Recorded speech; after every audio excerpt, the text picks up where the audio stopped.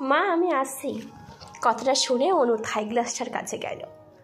Day night glass হওয়ায় অনু glass না সরিয়ে দেখতে পেল রাস্তায় বাইকে বসে থাকা ছেলেটা এক পলক তার জানালার দিকে তাকিয়ে বাইকে স্টার্ট দিয়ে এগিয়ে গেল। ছেলেটা একটু দূরে চলে যেতে জানালার গ্লাস খুলে বাইরে বেরিয়ে এলো অনু। যতক্ষণ বাইকটাকে দেখা যায় সেদিকে তাকিয়ে থাকলো। কখন যে চোখের কোণে জল এসেছে বুঝতে পারল না। হঠাৎ নজর পড়ল সামনের বাড়ি থেকে দত্ত কাকু ওর দিকেই তাকিয়ে আছে।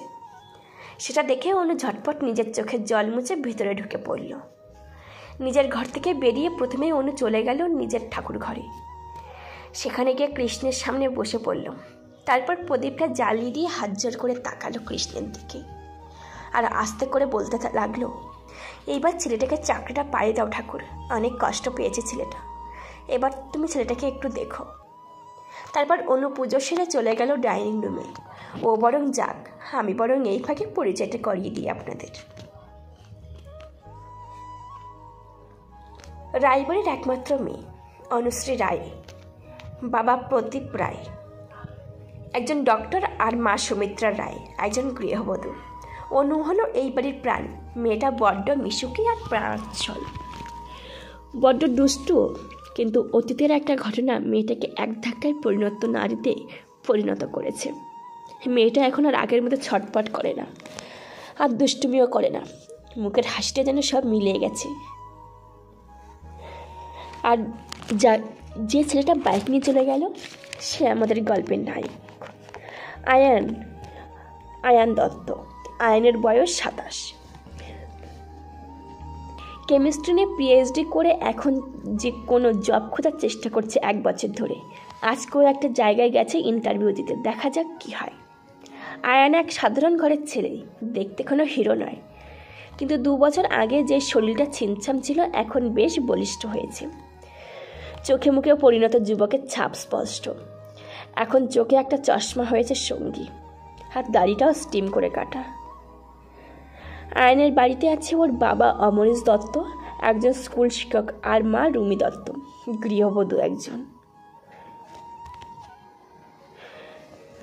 আয় মা অনু, এখানে বস। কথাটা বলে প্রদীপবাবু নিজের মেয়েকে নিজের কাছে ডাকলেন। অনুও বাধ্য মেয়ের মতো সোফায় বাবার কাছে গিয়ে বসল। প্রদীপবাবু নিজের মেয়ের মাথায় হাত বুলিয়ে দিয়ে বললেন, কী রে মা, তুই কি এই ব্যাপারটার উপর এখনও রেগে আছিস? না না বাবা, কালকের কথা আমি মনে রাখিনি, মিষ্টি হেসে বলল অনু। আসলে কালকে আমি বেরিয়েই পড়েছিলাম, কিন্তু হঠাৎ একটা পেশেন্ট চলে এলো, তাই আর তাড়াতাড়ি বাড়ি আসতে পারিনি, মাফ করিস মা আমার। উত্তরে অনু কিছু বলবে তার আগে সুমিত্রা দেবী চায়ের কাপ হাতে করে আনতে আনতে বললেন, তুমি ওই পেশেন্টটি দেখে যাও, ওই করে তো তোমার জীবন শেষ হয়ে গেল। আহ সুমি, আমার মেয়ে যা বুঝে গেল তুমি সেটা এত বছরেও বুঝলে না। ওটা তো আমার দায়িত্ব, বউয়ের থেকে চায়ের কাপটা হাতে নিয়ে বললেন প্রদীপবাবু। তোমার মেয়ে তো ভালো, আমি তো খারাপ, কিছুই বুঝি না। মেয়ের হাতে চা দিয়ে নিজে একটা কাপ নিয়ে বসলেন সোফায় সুমিত্রা দেবী। আর মায়ের কথা শুনে অনু হেসে ফেললো আর বলল, মা তুমিও না, আমরা কি কখনো বলেছি তুমি খারাপ? তুমি তো আমাদের সব, তোমাকে ছাড়া কি আমাদের এক মুহূর্ত চলে বলো? কি বাবা, সত্যি তো? মেয়ের কথায় সায় দিলেন প্রদীপবাবু। তারপর চায়ের কাপে চুমুক দিয়ে বললেন, আজকে আমি তাড়াতাড়ি চলে আসব, তারপর আমরা সবাই মিলে বাইরে যাব, সন্ধ্যাবেলা সবাই রেডি হয়ে থেকো। ওনার কথায় সবাই সম্মতি জানালেন। তারপর আরও কিছু কথা বলে খাবার খেয়ে প্রদীপবাবু বেরিয়ে পড়লেন। আজকে আর অনু কলেজে যাবে না, তাই একটু সময় মায়ের সাথে কাটিয়ে ওপরে চলে গেল। তারপর একটা বই নিয়ে পড়তে বসলো। সকাল গড়িয়ে বিকেল হয়ে গেল। বিকেলে অনু আর বাইরে যায় না। আগে বাইরের রাস্তায় বাচ্চাদের সাথে ক্রিকেট খেলতো, কত কাণ্ডই না করেছে। এখন সেসব স্মৃতি মাত্র। অনু নিজেদের বাড়ির ছাদে বসে রাস্তার দিকে তাকিয়ে আছে, উদ্দেশ্য একটাই, আয়ানের বাইকটা এখনই আসবে হয়তো। বেশিক্ষণ অপেক্ষা করতে হলো না অনুকে, তার আগেই দেখা মিলল। অনু দেখল ক্লান্ত শরীরে ছেলেটা বাইক চালিয়ে ফিরছে। গায়ের জামাটা ঘামের জন্য গায়ের সাথেই মিশে গেছে। মুখেও ক্লান্তির ছাপ, কিন্তু একটা হাসি আছে চোখে মুখে। তাহলে কি চাকরিটা হয়ে গেল? হঠাৎ আয়নের সাথে চোখাচোখি হতে চোখটা নামিয়ে নিল অনু। আয়ান এক ঝলক মেয়েটাকে দেখে নিজের বাড়ির ভিতরে চলে গেল। কলিং বেলটা বাজাতে কিছুক্ষণ পরে এসে দরজা খুললেন রুমি দেবী। মাকে দেখেই আনন্দে জড়িয়ে ধরল আয়ান, আর কিছুটা চাপিয়ে নিয়ে এক পাক ঘুরিয়ে নিল। মা মা চাকরিটা আমার হয়ে গেছে, আজ আমি খুব খুব খুব খুশি মা। ছাড় পাগল ছেলে, নামা পড়ে যাব তো। কথা বলে আয়ানের কাঁধে চাপড় মারলেন রুমি দেবী। আয়ানও মাকে নামিয়ে দিল। তারপর রুমি দেবী বললেন, এটা তো খুব ভালো কথা আয়ান, আমি আজই পাড়ার সকলকে মিষ্টি খাওয়াবো, তুই ভিতরে গিয়ে ফ্রেশ হয়ে নে বাবা। সকাল থেকে কিছু তো খাওয়া হয়নি, চল ভিতরে চল। তারপর দুজনে ভিতরে চলে গেল। আর কিছুই শুনতে পেল না অনু, কিন্তু এটা শুনে মনটা শান্তি হলো যে, মা, ও মা, শুনছো? কোথায় তুমি? অনুর ডাক শুনে ঘর থেকে বেরিয়ে এলেন সুমিত্রা দেবী আর বললেন, কি হয়েছে রে অনু, এই ভরা বিকেলে এমন করে চেঁচাচ্ছিস কেন? মা, আজ আমি খুব খুশি। মাকে নিয়ে একবার গোল করে ঘুরে ফেললো। তারপর মাকে জড়িয়ে ধরলো আর বলল, মা, আজকে একটু পায়েস করবো? করবে, কর তাহলে, কিন্তু একটা খুশির কারণ। অনেকদিন পর মেয়ের এত হাসি মুখ দেখে আর বাধা দিলেন না সুমিত্রা দেবী, কিন্তু এই খুশির কারণ জিজ্ঞাসা না করেও থাকতে পারলেন না। এবারে জিভ কাটল অনু। এখন মাকে কি বলবে সেটাই ভাবছে। এখনই যদি সত্যি কথাটা বলে তাহলে আর এক ঝামেলা হবে। কি বলে ম্যানেজ করা যায় সেটা ভাবতেই ভাবতে সুমিত্রা দেবী আবার বললেন, কী রে, খুশির কারণটা তো বল। ও কিছু না মা, এমনি ইচ্ছা হলো তাই। আমি যাচ্ছি, বলেই রান্নাঘরে ছুটল অনু। আর মেয়ের এই অদ্ভুত আচরণে কিছুটা অবাক হয়ে তাকিয়ে রইলেন সুমিত্রা দেবী। বিকেল 5:30।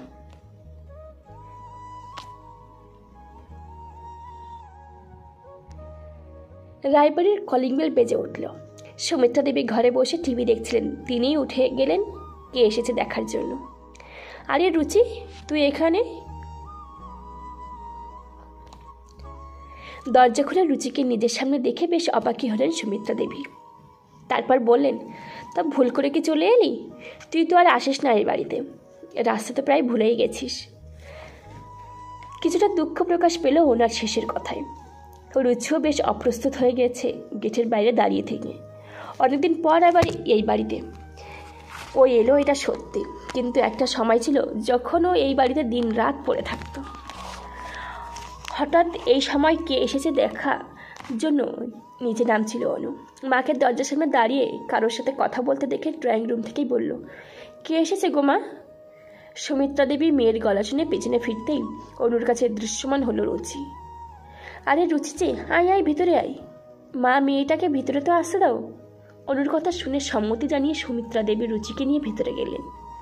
বস রুচি, অনেকদিন পর এলি, একটু গল্প কর অনুর সাথে, আমি তোর জন্য কিছু নিয়ে আসি। কথাটা বলে সুমিত্রা দেবী এগোতে যাবেন, তখন রুচি বলে উঠল, না গো কাকিমা, আজকে আর কিছু খাবো না, আমি যেটার জন্য এসেছি সেটা বলি। এই না গো মিষ্টি, মা দিল। বলেই নিজের হাতে থাকা মিষ্টির প্যাকেটটা বাড়িয়ে দিল সুমিত্রা দেবীর দিকে। সুমিত্রা দেবী আর অন্য দুজনে জিজ্ঞাসা দৃষ্টিতে তাকিয়ে রইল রুচির দিকে, কারণ হঠাৎ মিষ্টি পাঠানোর কারণটা কি সেটাই তারা বুঝতে পারছে না।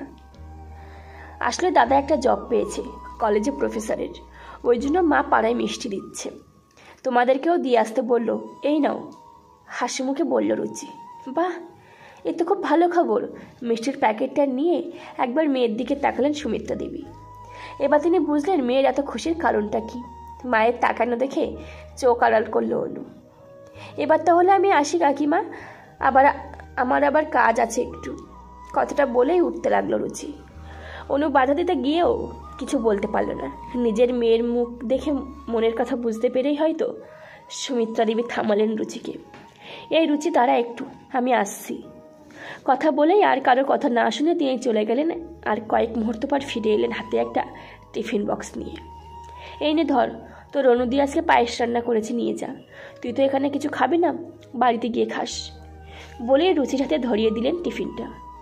আচ্ছা ঠিক আছে, আসছি কাকিমা, আসছি অনুদি। কথাটা বলেই বেরিয়ে গেল রুচি। আর সুমিত্রা দেবী মেয়ের দিকে তাকালেন। তারপর মেয়ের কাছে গিয়ে মাথায় হাত বুলিয়ে দিয়ে বললেন, এবার খুশি তো? সঙ্গে সঙ্গেই অনু নিজের মাকে জড়িয়ে ধরে কেঁদে ফেলল। কেন এমন হলো মা?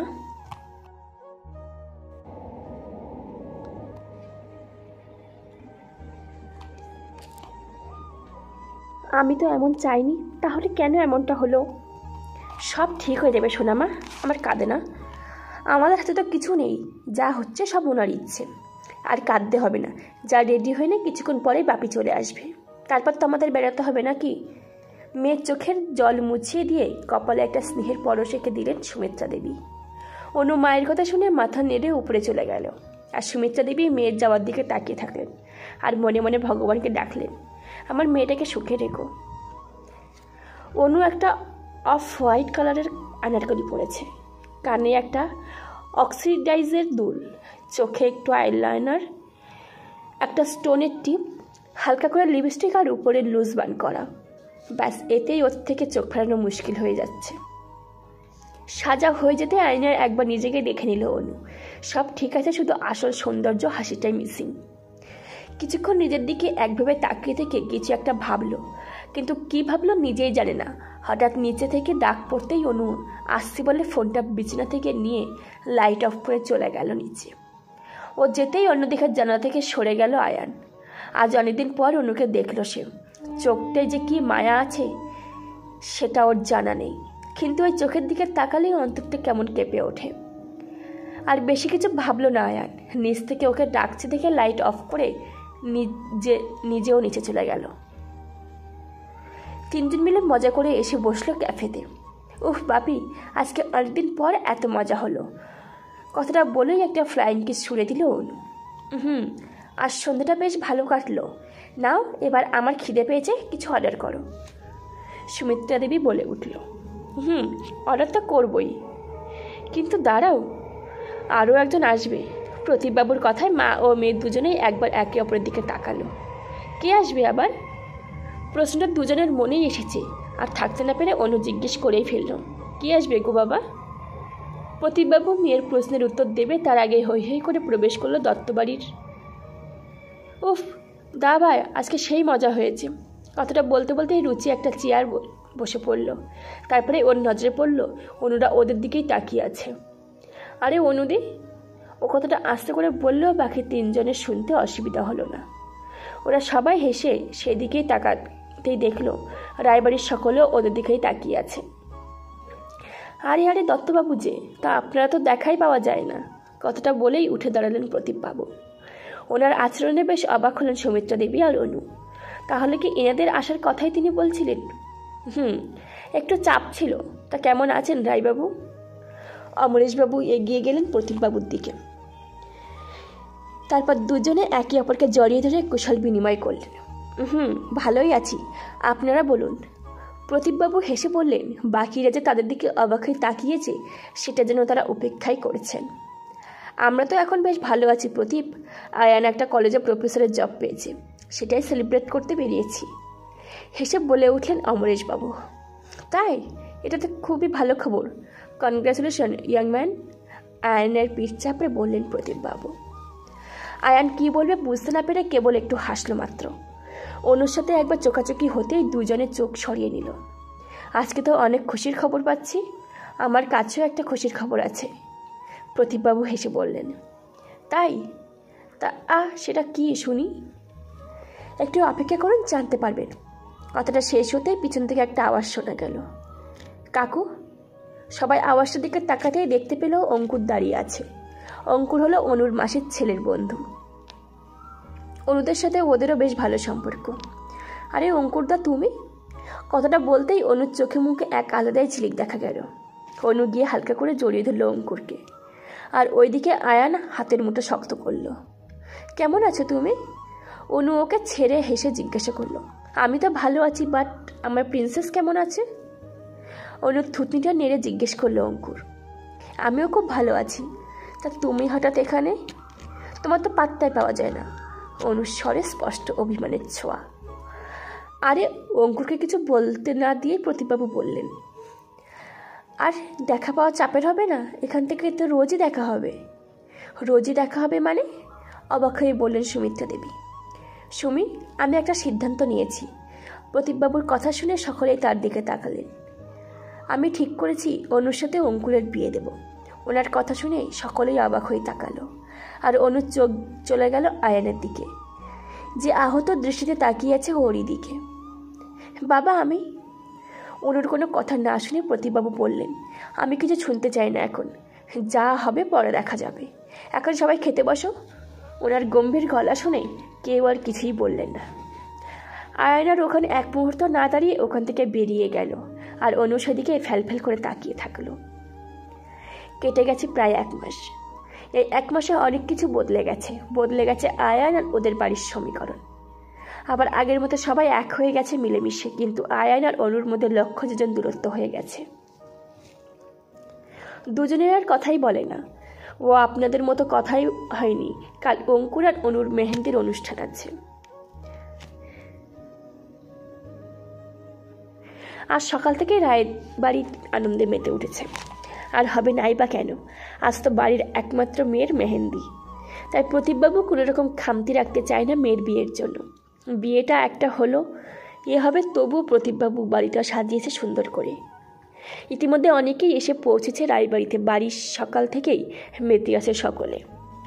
কিন্তু বলে না, যার বিয়ে তার হুঁশ নেই, পাড়াপড়শির ঘুম নেই, তাই হয়েছে। আমাদের অনুদেবী আরামসে ঘুমিয়ে আছে, কিন্তু মানুষের ঘুমের শত্রুত্ব অভাব নেই। তাই অনুর শান্তির ঘুমেও ব্যাঘাত ঘটল। অনু, এরকম একটা কান ফাটানো চিৎকার শুনে বিছানায় উঠে দাঁড়িয়ে পড়ল অনুশ্রী। কি হয়েছে? ডাকাত পড়েছে নাকি? চারিদিকে তাকিয়ে বলল অনু। তোর কি কোনো হুঁশ নেই? কাল না তোর বিয়ে, আর তুই এরকম মোষের মতো ঘুমাচ্ছিস? লজ্জা করে না তোর? যতটা হালকা করে বলল অনুর বোন অর্থাৎ মাসির মেয়ে তনু, ততটাই জোরে খেলো একটা উড়ন্ত বালিশের ধাক্কা। অনু বিরক্ত হয়ে জোরে বালিশটা ছুঁড়ে তনুর মুখে আর বলল, বেরিয়ে যা আমার চোখের সামনে থেকে। লজ্জা করে না আমার সাদের ঘুমটা ভাঙিয়ে দিলি? বলেই আবার বিছানায় শুতে গেল। তবু ওকে টেনে বসিয়ে দিল আর বলল, এই ওঠ লেটুস কোথাকার, আমি তোর জন্য সকাল সকাল চলে এলাম, কোথায় আমাকে জড়িয়ে ধরবি? তা না, তুই ঘুমাচ্ছিস। চুপ করে ওঠ আর চল তাড়াতাড়ি রেডি হয়ে আমরা ঘুরতে যাবো এখন শপিং করতে। আজকেও শপিং? কিন্তু কেন? তোর জন্য তো শপিং করা আছে, অনু একটা হাই তুলে বলল। তা আছে, কিন্তু দাদাভাই আমাদের সবাইকে শপিংয়ে নিয়ে যাবে বলেছে, রেডি হয়ে নে। অনু মিষ্টি করে অনুর গালটা টেনে বলল, আচ্ছা তুই যা, আমি যাচ্ছি। অনুর কথা শুনে তনু মাথা নেড়ে চলে গেল, আর অনু সে শূন্য দৃষ্টিতে তাকিয়ে রইল সিলিংয়ের দিকে। কেন এমন হলো আয়ান? আজকের দিনটা তো এলো আমার জীবনে, কিন্তু আমি তো তোমাকে চেয়েছিলাম বরের বেশে দেখতে। কেন এমনটা হলো? আচ্ছা, আমার যতটা কষ্ট হচ্ছে ততটা কি তোমারও হচ্ছে? আগে তো তোমাকে এক পলক হলেও দেখতে পেতাম, কিন্তু এবার আমি কি করে থাকবো? তোমার সাথে আর দেখা হবে না। তুমি কি খুশি আয়ান? আর বলতে পারল না অনু। গলার কাছে সমস্ত কষ্টটা দলা পাকিয়ে এলো। কথাগুলো বলতে বলতে চোখের থেকে টপ টপ করে জল পড়তে লাগলো। তারপর নিজেই নিজেকে সান্ত্বনা দিতে লাগলো, আর চোখের জলটা মুছে নিয়ে বলল, না অনু, তোকে দুর্বার হলে চলবে না। আয়ানের জীবনে তোর জন্য কোনো জায়গা নেই। না হলে আয়ান কি এই বিয়েটা আটকাতে পারতো না? নিশ্চয়ই আটকাতো। ও আর তোকে চায় না, এটা মেনে নি। ও আর তোকে আর শেষ করতে ইচ্ছা হলো না কথাটা। ছুটে চলে গেল ওয়াশরুমে, তারপর কলটা ছেড়ে দিয়ে একটা লম্বা শাওয়ার নেওয়ার জন্য। ও বরং শাওয়ার নিয়ে রেডি হোক। তনু মানে তনুজা মিত্র, অনুর মাসির মেয়ে। অনু আর তনু সমবয়সী, আর তনুর দাদা হলো বিক্রম। ও আয়ান সমবয়সী হওয়ায় ওরা বেশ ভালো বন্ধু। আর এই বিক্রমের বন্ধুই হলো অঙ্কুর। অঙ্কুর নিজের বাবার ব্যবসা সামলায়, আর বিক্রমও তাই। অনুর মাসির নাম ঋতুজা মিত্র, আর ওনার হাজবেন্ডের নাম বিশাল মিত্র। আয়ানের ঘরের অবস্থাটা একটু অন্যরকম। সূর্য আকাশে অনেকক্ষণ উঠলেও আলোকিত করতে পারেনি আয়ানের ঘর। চারিদিকে বন্ধ করে আয়ান ঘরের ভিতরে বসে আছে, আর সামনে ফোনটা ধরে আছে। তাতে আছে আয়ান আর অনুর ছবি। এটা 2 বছর আগের পুজোর সময় তোলা, যখন আয়ানরা সবাই বিক্রমদের সাথে ঘুরতে বেরিয়েছিল। তখন বিক্রম জোর করে ফটোটা তুলিয়েছিল। আয়ান ছবিটা জুম করে অনুর মুখটা ক্লোজ করলো। আজ খুব খুশি তুমি, তাই না শ্রী? তোমাকে এত তাড়াতাড়ি কি করে ভুলে গেলে তুমি? কই, আমি তো তোমাকে ভুলতে পারলাম না। কেন পারলাম না? কেন আমার কষ্ট হচ্ছে? আচ্ছা, তুমি কি আর আমাকে ভালোবাসো না? তুমি চলে গেলে আমি কি করে একা থাকবো? কে ভাঙাবে আমার ঘুম? তার মিষ্টি গলার সুর দিয়ে এই সুরেই তো আমি ভুলেছিলাম, তোমার মনে আছে? কথাটা বলতে বলতেই আয়ান ভেসে গেল স্মৃতির অতলে। চোখের সামনে ভেসে উঠল দিনটা। অনেকক্ষণ ধরে চুপটি করে গান শুনে উঠে বসলো এবার আয়ান। এখন এটা ওর রোজগারের কাজ হয়ে গেছে। আয়ান তার বাবা মা আর বোনের সাথে এই এলাকায় ছোট থেকে থাকে। বোন ক্লাস 12-এ পড়ে আর আয়ান এই বিএ পাশ করেছে। এমএ করার পাশাপাশি ও নিজের বাবার পাশে দাঁড়ানোর জন্য একটা জব খুঁজছে। এটা প্রায় সব সাধারণ মধ্যবিত্ত ঘরের ছেলের দায়িত্ব। আয়ানদের মোটামুটি সচ্ছল পরিবার, অভাব কিছুই নেই। বাবার যা রোজগার তাতে 4 জনের বেশ আরাম করেই দিন চলে। আয়ান এক সাধারণ ঘরের ছেলে, ছিমছাম শরীর, গায়ে হালকা দাড়ি, চুলগুলো সর্বদা এলোমেলো। ঠিক সকলে যেমন হিরো চায় তেমন না, কিন্তু কিছু একটা আছে যার জন্য অনেকেই সে আকর্ষণ করে। হয়তো তার ব্যক্তিত্ব। বিছানায় বসে বসেই একবার ফোনটা অন করে সময়টা দেখে নিল। সকাল 7টা। রোজ এই সময়ে পাশের বাড়ি মানে ঠিক ওদের সামনের বাড়িটা থেকে মিষ্টি একটা গানের গলা ভেসে আসে। আগে ওই বাড়িটারই যারা থাকতো তারা প্রায় 1 মাস আগে চলে গেছেন, তারপরেই বন্ধ ছিল বাড়িটা। এই দিন 3 হলো নতুন ভাড়াটিয়া এসেছে, এখনও তাদের সাথে ওর আলাপ হয়নি। আর এই গলার স্বরের অধিকারিণী কেউ চোখে সে দেখেনি, কিন্তু গলা শুনেই এক আলাদা টান অনুভব করে আয়ান। গলার স্বর থেমে যেতেই আয়ান উঠে গিয়ে জানালাটা খুলে দিল প্রতিদিনের মতো। আজও তাকিয়ে এলো যদি ওদিকের জানালায় কাউকে দেখা যায়। কিন্তু প্রতিবারের মতো একটা হতাশা নিয়ে আয়ান চলে গেল বাথরুমের, না হলে অনেক লেট হয়ে যাবে। স্নান সেরে আয়ান এসে বসলো ডাইনিং টেবিলে। ততক্ষণে আয়ানের বাবা অর্থাৎ অমরেশবাবু চায়ের কাপ আর খবরের কাগজে মুখ ডুবিয়েছেন। আয়ান বাবাকে দেখে প্রতিদিনের মতোই বলল, গুড মর্নিং বাবাই। ছেলের আওয়াজ পেয়ে অমরেশবাবু মুখ সরালেন কাগজ থেকে, তারপর ছেলের দিকে তাকিয়ে বললেন, গুড মর্নিং আয়ান। তা আজকে এত সকালে স্নান হয়ে গেল, কোথাও বেরোবে নাকি? হ্যাঁ, আজকে ক্লাস আছে, তারপর তো 2টো টিউশন আছে, আর সকালে আজকে একবার স্যারের কাছে যাব, তাই স্নান করে ফেললাম। ও, আজকে তো তাহলে তোর দেখাই পাওয়া যাবে না, খানিক রসিকতা করে বললেন আয়ানের বাবা। তাই না? তাই ছেলেরা আমাদের এখান থেকেই ব্যস্ত, পরে চাকরি পেলে তো ভুলেই যাবে সব। রুমি দেবী রান্নাঘর থেকে এসে ছেলের হাতে চায়ের কাপ দিয়ে আবার চলে রান্নাঘরে। গ্যাসে উনে রান্না চাপিয়েছেন, এক্ষুনি বেরোবে সবাই খেয়ে। সকলকে খাবার দিয়ে নিচে একটু শান্তিতে বসলেন রুমি দেবী। এই সকাল 10টার মধ্যে ওনার বড্ড তাড়াহুড়ো, আর অনেক কাজ থাকে। বাকি সারাদিন ওনার কোনো কাজ থাকে না, আর থাকবেই বা কখন? সকাল সবাই যে যার কাজে যাবে, তাই তো তাদের রান্না হয়ে যায় সকালে, আর যা সংসারের কাজ থাকে না 10টার মধ্যেই তিনি সেরে ফেলেন। তারপর সবাই যে যার মতো চলে গেলে তিনি হয়ে যান একা। সারাদিন তাই কি করবে তিনি ভেবে পান না। বলছি মা, আজকে না আমার আসতে রাত হয়ে যাবে বুঝলে, তুমি আবার যেন না খেয়ে বসে থেকো না। আয়ান খেতে খেতেই নিজের মাকে বলল, কারণ আয়ানের জানা আছে আয়ান না এলে তার মা না খেয়েই তার জন্য খাবার নিয়ে বসে থাকবে। এসব পরিবারেই হয়, সব মাই খেতে পারেন না আগে তার ছেলে মেয়েকে অভুক্ত রেখে। আচ্ছা ঠিক আছে। রুমি দেবী রাজি হলেও আয়ান জানি মা তার এই কথা না শুনেই সেই জেগে থাকবেই। মা শোনো না, আজকে আমার বিকেল পড়া আছে, আমার আসতেও সন্ধ্যা হয়ে যাবে, তুমি কি যাবে আনতে? রুচি খেতে খেতে মায়ের দিকে তাকালো। রে যাবো। এইসব টুকটাক কথা বলতে বলতেই সকলে খেয়ে নিলেন, তারপর যে যার কাজে বেরিয়ে পড়লেন। সব কাজ সেরে রুমি দেবী এবার বসলেন সোফায়। আর তো কোনো কাজ নেই, এইভাবেই তার জীবন কাটছে বহু বছর ধরে। উনি গিয়ে টিভিটা চালিয়ে বসতে যাবে, হঠাৎ করে কলিং বেলের আওয়াজ শোনা গেল। এই সময় আবার কে এলো ভাবতে ভাবতেই তিনি এগিয়ে গেলেন দরজা খোলার জন্য। দরজা খুলেই তিনি দেখতে পেলেন 2টো অপরিচিত মুখ। আপনারা কারা? ঠিক তো চিনলাম না। পুরো গেটটা না খুলেই বললেন রুমি দেবী, আমরা আসলে দিদি নতুন এসেছি এখানে, ওই সামনের বাড়িটায় থাকছি। হেসে বললেন মাঝবয়সী মহিলাটা। ও, আমি আসলে বুঝতে পারিনি। আসুন আসুন, ভিতরে আসুন। ভিতরে আসো মা। গেট ছেড়ে সরে যেতেই দুজনে ভেতরে ঢুকলেন। বসুন বসুন। কথাটা বলেই 3 জন মিলে সোফায় বসলেন। আর কাউকে তো দেখতে পাচ্ছি না, সবাই কোথায়? প্রশ্ন করলেন মহিলা। আসলে সবাই যে যার কাজে চলে গেছে, আর আমি একা বাড়িতে আছি। তা আপনাদের নাম? একটু ইতস্তত করে শেষ কথাটা বললেন রুমি দেবী। আরে দেখেছেন, সেগুলোই বলা হয়নি। এগুলো তো আগেই বলা উচিত ছিল। আমি সুমিত্রা রায় আর ও আমার মেয়ে অনুশ্রী রায়। আমার স্বামীর নাম প্রদীপ রায়, মিষ্টি হেসে বললেন সুমিত্রা দেবী। ও, আর আমি হলাম রুমি দত্ত। হাজব্যান্ড হচ্ছে অমরেশ দত্ত আর 2 ছেলে মেয়ে। ছেলে বড় নাম আয়ান দত্ত আর মেয়ের রুচিকা দত্ত। রুমি দেবী হেসে বললেন। তারপর কিছুক্ষণ ওনাদের মধ্যে পরিচয় পর্ব চলল। আমরা এই পাড়ায় আছি প্রায় 20 বছর চলল। তোমাদের যদি কোনো অসুবিধা হয় তাহলে আমাকে বলো, মাঝে মাঝে সময় পেলে চলে এসো, কেমন? বোঝাই তো একা থাকি, সকলের তো সময় হয় না। একটা গল্প করার লোক পেলে দিন কেটে যাবে ভালোই। এই কিছুক্ষণের মধ্যে সুমিত্রা দেবী আর রুমি দেবী বেশ ভালোই মিশে গেছে, তাই কিছুক্ষণের মধ্যেই আপনি থেকে তুমিতে চলে এসেছে। তার নামটাও ছোটো করে ডাকতে শুরু করেছেন রুমি দেবী।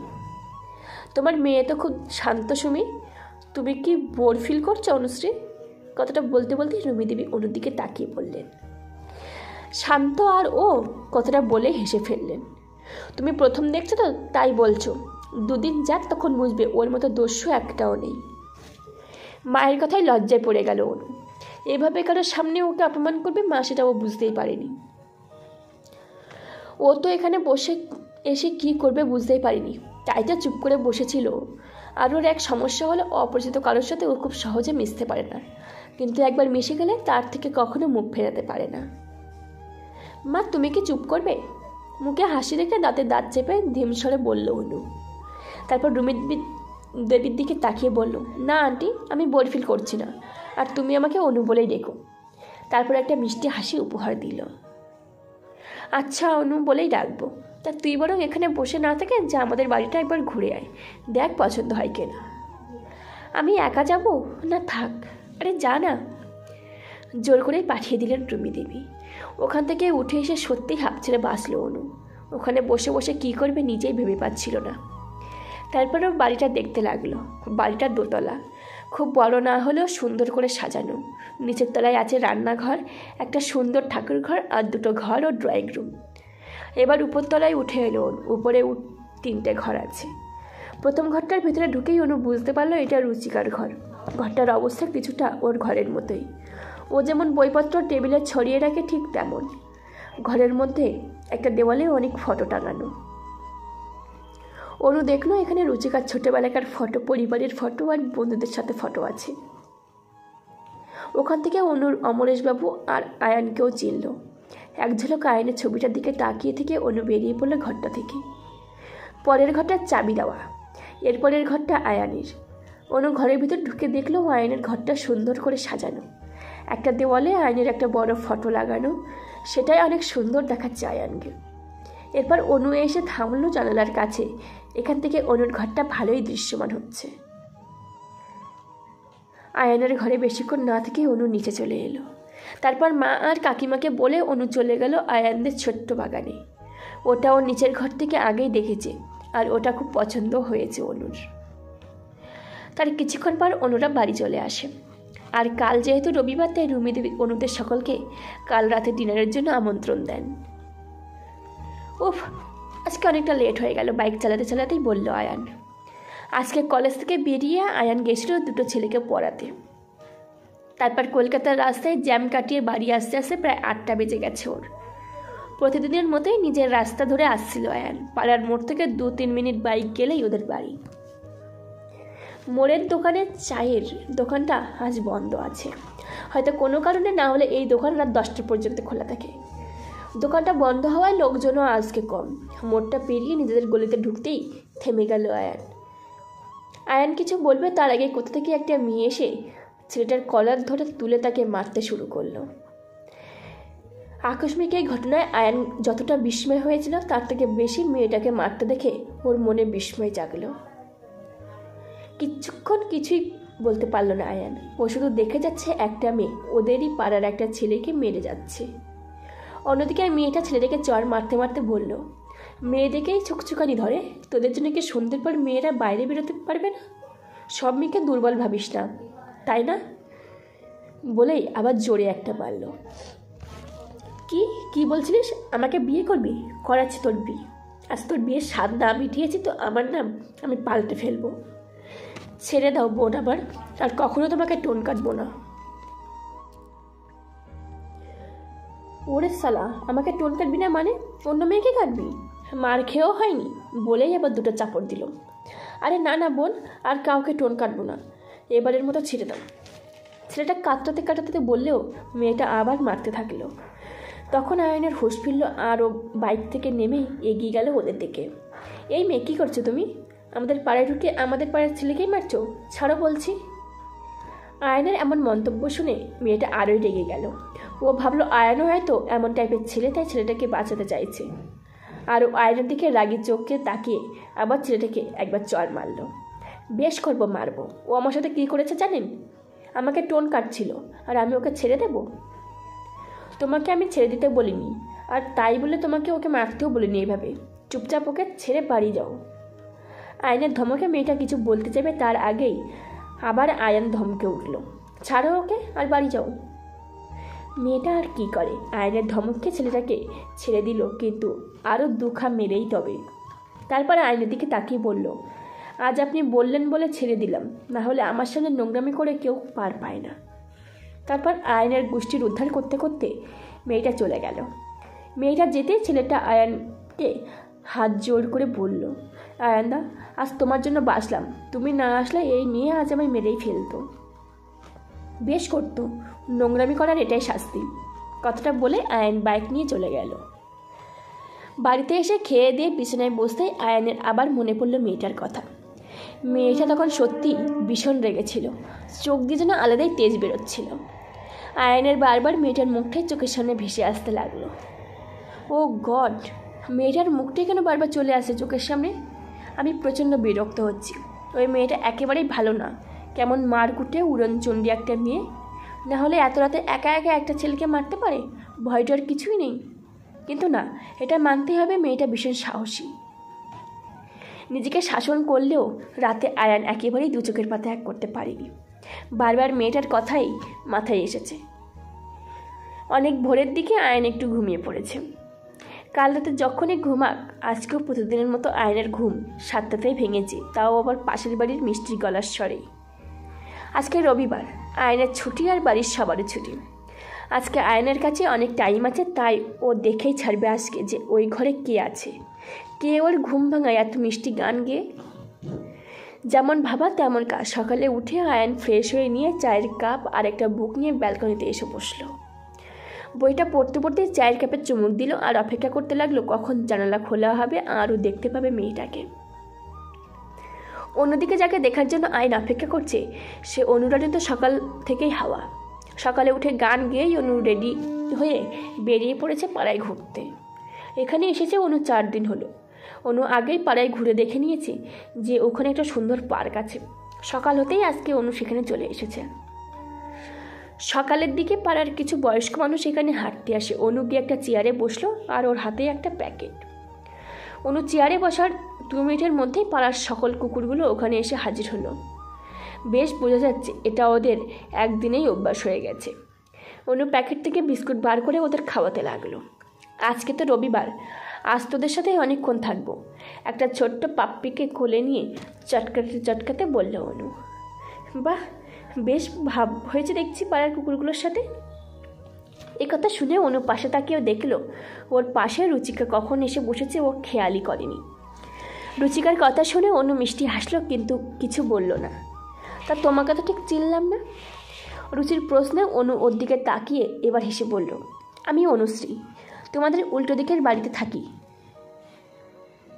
আর এরা আমায় খুব ভালো বন্ধু হয়ে গেছে। তুমিও কাছে টেনে দেখো, তোমাকেও ভালোবাসবে। কথাটা বলেই পাপ্পিটা ওর দিকে বাড়িয়ে দিল অনু, আর সেটা দেখেই রুচিকা এক লাফে উঠে পড়ল। এ না না, আমার কুকুরে অনেক ভয়। কিছু হবে না, এসে বসো তো। অনুর কথায় ভয়ে ভয়ে এসে বসলো রুচিকা। তারপর ওর কোলে আস্তে করে পাপ্পিটাকে বসিয়ে দিল অনু। প্রথম দিকে রুচি ভয় পেলেও এখন বেশ হাসছে আর খেলছে পাপ্পিটাকে নিয়ে। অনেকক্ষণ পাপ্পিকে নিয়ে খেলে এবার রুচি পাপ্পিটাকে নামিয়ে অনুর দিকে তাকালো। তুমি আমার নাম জানলে কী করে? রুচির প্রশ্নে মিষ্টি হেসে অনু বলল, আমি তোমাদের বাড়ি গেছিলাম, তখন কাকিমা বলল আমি তোমার থেকে 1 বছরের মতো বড় হব, তুমি আমাকে অনু বলে ডেকো, কেমন? আমার তো এ পাড়ায় কোনো বন্ধু নেই, আমরা কি বন্ধু হতে পারি? অনুর কথা হেসে রুচি বলল, হ্যাঁ হ্যাঁ অবশ্যই। কিন্তু আমি তোমাকে অনুদি বলে ডাকি আর তুমি আমাকে রুচি বলো, কেমন? এরপর দুজনে আরও গল্প করলো। তারপর কিছুক্ষণ পর পার্ক থেকে বাড়ি চলে এলো একসাথে। মা, ও মা, কী হয়েছে, চেঁচাচ্ছিস কেন? রুমি দেবী ঘর থেকে বেরিয়ে এসে বললেন। দাও তো বাজারের ব্যাগটা, বাজারে যাব। ছেলের কথায় রুমি দেবী বাজারের ব্যাগ আনতে চলে গেলেন। এটা প্রতি বরাবরই হয়, রবিবারই হয়। আয়ান নিজেই যায় রবিবার বাজার করতে। আয়নের কাছে এসে ব্যাগটা দিয়ে রুমি দেবী বললেন, যা কী কী আনতে হবে। তারপর আয়ানকে জানালেন যে আজকে ওদের বাড়িতে নিমন্ত্রণ আছে। আয়ান চুপচাপ শুনে চলে গেল। মুখ দেখে বোঝা গেল না মনে কি চলছে। বাজার সেরে ফিরছে আয়ান। রাস্তার মোড়ে চায়ের দোকানের কাছে এসেই আবার কালকের ঘটনাটা মনে পড়ে গেল আয়ানের। ও একবার চারিদিকে তাকিয়ে দেখে নিল, তারপর মাথা নেড়ে বলল, কি পাগল রে তুই আয়ান, এখন তুই সেই মেয়েটাকে এখানে খুঁজছিস? তোর কি মনে হয় মেয়েটা তোকে দেখা দেওয়ার জন্য এখানে বসে থাকবে? নিজের পাগলামিতে নিজেই হাসলো আয়ান। তারপর সামনে এগিয়ে কিছুটা যেতেই আয়ান দেখল ওর বাবা দাঁড়িয়ে কারোর সাথে গল্প করছে। তাদেরকে আয়ান সেদিকে এগিয়ে গেল। বাবা ছেলের ডাকে পেছনে ফিরে তাকালেন। অমরেশবাবু তার সাথে সাথেই ওনার সাথে কথা বলা ব্যক্তিও আয়ানের দিকে তাকালো। আয়ান দেখল লোকটা প্রায় ওনার বাবার বয়সী। এই তো রায়বাবু, এটাই আমার ছেলে আয়ান। বাবার কথায় কিছুই বুঝলো না আয়ান। প্রশ্নসূচক ভঙ্গিতে তাকিয়ে থাকলো সে বাবার দিকে। ও মনে হয় কিছু বুঝতে পারছে না। ইয়ং ম্যান, আমি হলাম তোমাদের প্রতিবেশী। এবার আয়ান বুঝলো ওটা ওদের উল্টো দিকের বাড়ির নতুন ভাড়াটিয়া। আয়ান হেসে বলল, ও সরি কাকু, আমি ঠিক বুঝতে পারিনি। আচ্ছা ঠিক আছে, তুমি তো দেখছি বাজার করে বাবার কাজ কম করে দিয়েছ। আমি এবার যাই অমরেশবাবু, না হলে বাজারের কিছুই পাবো না। ওনার কথা সম্মতি জানিয়ে অমরেশবাবু বললেন, যান আপনি। গিন্নি থেকে শুনলাম রাত্রিতে আপনারা আসবেন, তখন আড্ডা হবে জমি। আমিও তাই শুনেছি। এখন চলি, আসি আয়ান। ছেলের দিকে একবার তাকিয়ে অমরেশবাবু বললেন, লোকটার সাথে কথা বলে মনে হলো বেশ ভালো। ডাক্তার মানুষ, বিপদে পাশে থাকতেই ভালো। চল বাড়িতে যাই, না হলে তোর মা আবার চেঁচাবে। বাবার কথায় হাসলো আয়ান। তারপর বাপ বেটা গল্প করতে করতে বাড়িতে এসে বলল। স্মৃতির সুখকর পাতায় হারিয়ে গিয়েছিল আয়ান। হঠাৎ দরজা ধাক্কানোর আওয়াজে বাস্তবে ফিরে এলো আর মনে পড়ে গেল যার কথা ভাবছে আজ যে তার মেহেন্দির অনুষ্ঠান। ভাবতেই আবার চিনচিন করে উঠল বুকটা। কিন্তু শোক পালন দীর্ঘস্থায়ী হলো না। ওদিকে অনবরত দরজা ধাক্কাচ্ছে বিক্রম। এই আয়ান, কত ঘুমাস, ওঠ না এবার, বেলা 10টা বাজতে গেল, ওঠ ওঠ। খুলছি। হাতের কাছ থেকে অনুর ছবি সরিয়ে নিজেকে স্বাভাবিক করে বলল আয়ান, উফ, এতক্ষণ লাগে তোর ঘুমাতে? আরে না রে, শুনতে পাইনি, এত বাইরে আওয়াজ হচ্ছে না তাই। তা তোরা কখন এলি? আমরা তো এসেছি অনেকক্ষণ, কিন্তু যাদের জন্য আসা তাদের দেখা নেই। যাদের জন্য মানে? আয়নের হঠাৎ জেরায় হকচকিয়ে গেল বিক্রম।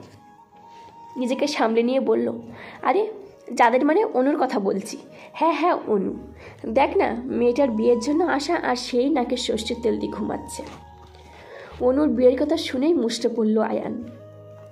কী রে, কী হলো? কিছুই না, বল তুই কী জন্য বাড়ি এলি? বিছানায় এবার শুয়ে পড়ে কথাটা বলল আয়ান। আমি কি কোনো কারণ ছাড়া এই বাড়িতে আসতে পারি না? না না, তা বলিনি, কিন্তু এখন আপনি ব্যস্ত মানুষ, আদরের বোনের বিয়ে বলে কথা, সেই সময় আপনি এখানে, এটাই অবাক করার মতো তো, তাই বললাম। ও, দায়িত্ব কি একাই আমার? তোরও তো অনেক দায়িত্ব। ওটা তো তোরও অনেক কাছের, তাই না? বিক্রমের তীক্ষ্ণ দৃষ্টির থেকে রেহাই পেতেও চোখ সরিয়ে নিল আয়ান। তারপর কোনো মতে বলল, আচ্ছা ঠিক আছে, শোন না, আমরা একটু শপিং করতে যাব, আর তোকেও আমাদের সাথে যেতে হবে, বুঝলি? নিয়ে তুই রেডি হয়ে নি, আমি একটু কাকিমণির সাথে দেখা করে নিই। কিছুক্ষণ পর রেডি হয়ে সবাই একত্রিত হলো রাস্তায়। আয়ান, রুচি, অনু, তনু আর বিক্রম। আয়ানকে দেখতে পেয়ে অনু এক দৃষ্টি আয়নের দিকে তাকিয়ে থাকলো। আয়ান একবারও দেখছেই না অনুকে, যেন অনু এখানে নেই। অন্যদিকে আয়ান আপ্রাণ চেষ্টা করছে অনুর দিকে না তাকাতে। অনুকে না দেখেই ও বেশ বুঝতে পারছে যে অনু ওর দিকে তাকিয়ে আছে করুণ দৃষ্টিতে। গাড়ির মধ্যে 5 জন ব্যক্তি থাকলেও 2 জন ব্যক্তি একদম নিশ্চুপ। গাড়ির মধ্যে উঠেই অনু জানলার দিকে তাকিয়ে চুপটি করে বসে আছে, একদম কোনো কথা বলেনি। আর আয়ান তো চুপ করে ড্রাইভ করছে আর মাঝে মাঝে মিরর দিয়ে অনুকে দেখছে। বাইরের দিকে তাকিয়ে থাকতে থাকতে অনুর চোখের সামনে ভেসে উঠেছে সেই পুরনো দিনের কথাগুলো। জানালা থেকে মুখ সরিয়ে অনু সিটে মাথা এলিয়ে দিল। মাথাটা প্রচণ্ড ব্যথা করছে। চোখের জলটা সংবহন করে অনুর চোখ বুঝল আর স্মৃতিটা ভেসে উঠল চোখের সামনে। বিকাল 4টের পর রোদ কিছুটা পড়তেই পাড়ার ছোট্ট ছোট ছেলেরা বেরিয়ে পড়েছে হাতে ক্রিকেট ব্যাট নিয়ে। আরাম করে দুপুরের ভাত খেয়ে একটা ঘুম দিচ্ছিল অনু। হঠাৎ কানে ছক্কা, আউট এইসব শুনে তিরিং করে লাফিয়ে উঠে বসলো। তারপর এক ছুটে ব্যালকনিতে এসে দেখলো পাড়ার বাচ্চারা গলিতে ক্রিকেট খেলছে। ব্যাস, অনুকে আর পায়কে এক দৌড়ে নিচে এসে দরজা খুলে বাইরে চলে এলো। এই আমাকেও খেলতে নিবি রে?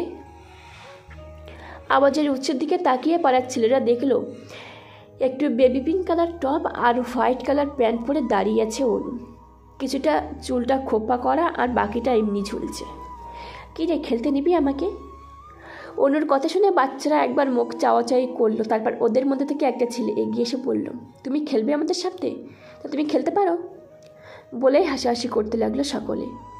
অনু কিছু মাইন্ড না করে হাসি মুখে বলল, একবার ব্যাট তো দে, তারপর খেলা কাকে বলে আমি দেখাবো। ওর কথা ছেলেগুলো ওকে ব্যাট এগিয়ে দিল। খেলা তো শুরু করব, আগে তোরা তোদের নাম বল। মাইসেলফ অনু। আর তোরা? ঠিক আছে চিন্টু, আমি ব্যাট করি। কে বল কি করবি? সে প্রথম ছেলেটাকে বলল যে ওর সাথে কথা বলেছিল। আমিই করছি অনুদি, তুমি যাও। প্রথম বলেই অনু ছক্কা মারল, তারপর একটা 4, তারপর 2 বলে রান নিল। এইবার 5 নম্বর বলের পালা। বা অনুদি, তুমি তো বেশ ভালোই খেলো, প্রশংসা করলো রিন্টু। সত্যিই তাই, এবার দেখছি তোমাকে আউট তো করতেই হবে। দেখা যাক। চিন্টু সুকৌশলে বলটা ছুড়ল অনুর দিকে, আর অনুও ব্যাট নিয়ে প্রস্তুত হয়ে নিল বলটা মারবে বলে। আর এরই মাঝে আয়ান তাদের গাড়ি নিয়ে এসে দাঁড়ালো নিজের বাড়ির গেটে। বলটা যতটা নিজের কাছে এলো, অনুও চোখ বন্ধ করে নিজের সর্বশক্তিতে ব্যাটটা চালিয়ে দিল। আর বলটা ব্যাটে লেগেই আকাশে উঠে গেল, আর সকলে চিৎকার করে উঠল ছক্কা। আর তারপরে চিৎকার করে উঠল আয়ান। আর ওর চিৎকার শুনে সকলে চোখ বন্ধ করে নিল। কে কে এই বলটা ছুঁড়েছে? ইতিমধ্যে সকলে এক হয়ে অনুর কাছে দাঁড়িয়ে আছে। চিন্টু বলটা কে মেরেছে? সকলে মিলে অনুর দিকে হাত বাড়িয়ে বলল। এদিকে অনু তো ভয়ে চোখ বন্ধ করে রেখে দিয়েছে। সকলের দেখানো পথ অনুসরণ করে তাকিয়ে যাকে দেখালো আয়ান, তাকে দেখে কিছুক্ষণের জন্য চুপ করে গেল। তারপর নিজের ঘোর কাটিয়ে বলল, তুমি? আয়ানের চিৎকারে কেঁপে উঠল অনু। তারপর ধীরে ধীরে চোখ খুলে আয়ানকে দেখে মনে ভয় থাকলেও কিছুটা নিজেকে বাইরে থেকে সাহসী দেখানোর চেষ্টা করলো। তুমি বলটা ছুঁড়েছ? তুমি তুমি এখানে কি করছো? আয়ান অবাক হয়ে প্রশ্ন করলো। হ্যাঁ আমি। তো কি হয়েছে? আর আপনি অত চেঁচাচ্ছেন কেন? Shut up. তুমি কি করেছো জানো? তুমি আমার গাড়ির কাজটা ভাঙলে কোন সাহসে? আয়ান চিৎকার করে উঠে কেঁপে উঠল আবার অনু। আর যে সাহসটা দেখালো সেটাই আবার মেয়ে উঠল। তো কি হয়েছে? আমি আপনাকে টাকা দিয়ে দিচ্ছি, খেলতে গেলে তো এমন হয়, মিউ করে বলল অনু। চুপ, তুমি টাকার গরম কাকে দেখাচ্ছ? চোখ বড় করে বলল আয়ান। ধুর বাবা, এ তো একেবারে রাগী মানুষ, খুব খারাপ। অনু বিড়বিড় করে বলল। কি বিড়বিড় করছো? এবার আয়ানের চিৎকার শুনে অনুর চোখের জল চলে এলো। চুপ, একদম চুপ। আয়ানের চিৎকারে এবার বাইরে বেরিয়ে এলেন রুমি দেবী আর সুমিত্রা দেবী। কি হয়েছে আয়ান? ছেলের রাগ দেখে তিনি ছেলেকেই বললেন রুমি দেবী। দেখো মা, এই মেয়েটা কত বেয়ায়া, আমার গাড়ির কাজ ভেঙে আমাকেই গলার জোর দেখাচ্ছে। আয়ানের কথা শুনে লজ্জায় পড়লেন রুমি দেবী, কারণ সুমিত্রা দেবী তো ওনার দিকেই তাকিয়ে আছে। আর নিজের মেয়ের সম্পর্কে এমন মন্তব্য শুনে সকলেরই খারাপ লাগে। আসলে সুমিত্রা, তুমি প্লিজ কিছু মনে করো না। বাবাই, তুমি বাড়ি যাও। আয়নের দিকে তাকিয়ে তাতে দাঁত পিষে বলল রুমি দেবী। মা আয়নকে কিছু বলতে না দিয়েই থামিয়ে দিলেন রুমি দেবী। বাধ্য হয়ে আয়ন ভিতরে চলে গেল, আর উনি এগিয়ে গেলেন অনুর দিকে। কাঁদিস না মা, ছেলেটা আমার একটুতেই রেগে যায়, তুই খারাপভাবে নিস না। আমার ছেলে হয়ে আমি তোমার কাছে ক্ষমা চাইছি সুমিত্রা। এ কি দিদি, তুমি কেন ক্ষমা চাইছো? বাদ দাও এইসব, বাচ্চাদের মধ্যে হয়েছে, ওরাই বুঝে নেবে। আর দোষ তো আমার মেয়েরও কম ছিল না। ঘরে যাও অনু। অনুও চুপ করে ঘরে চলে গেল। আর ওনারা দুজনও যে যার বাড়িতে চলে গেলেন। তারপর নিজের ছেলে মেয়েদের আচ্ছা মতো শাসন করলেন। এদিকে আয়ান এতে আরও বেশি রেগে গেল অনুর উপর। অন্যদিকে অনুর রাগের দুঃখে ঘর থেকে বেরোলো না, এমনকি সন্ধ্যাবেলা আয়ানদের বাড়িতেও গেল না। সুমিত্রা দেবী আর প্রতীকবাবু গিয়েও মেয়ের হয়ে ক্ষমা চাইলেন। আয়ানের বাড়ির লোকও আর এই কথাটা বাড়াতে বারণ করে ভুলে যেতে বললেন। কিন্তু আয়ানের মনে মেয়েটার জন্য একটা ক্ষোভ থেকেই গেল। গাড়ি ব্রেক কষতেই নিজের ভাবনার জগৎ থেকে বেরিয়ে এসে কিছুটা সামনে ঝুঁকে গেল অনু। তাকিয়ে দেখলো ওরা শপিং মলে এসে গেছে। তাই আস্তে করে গাড়ি থেকে নেমে পড়ল। তোরা যা, আমি বরং গাড়িটা পার্ক করে আসি। আয়ানের কথায় সম্মতি জানালো সবাই। আয়ান গাড়ি নিয়ে চলে যেতেই সকলে ভিতরে চলে গেল।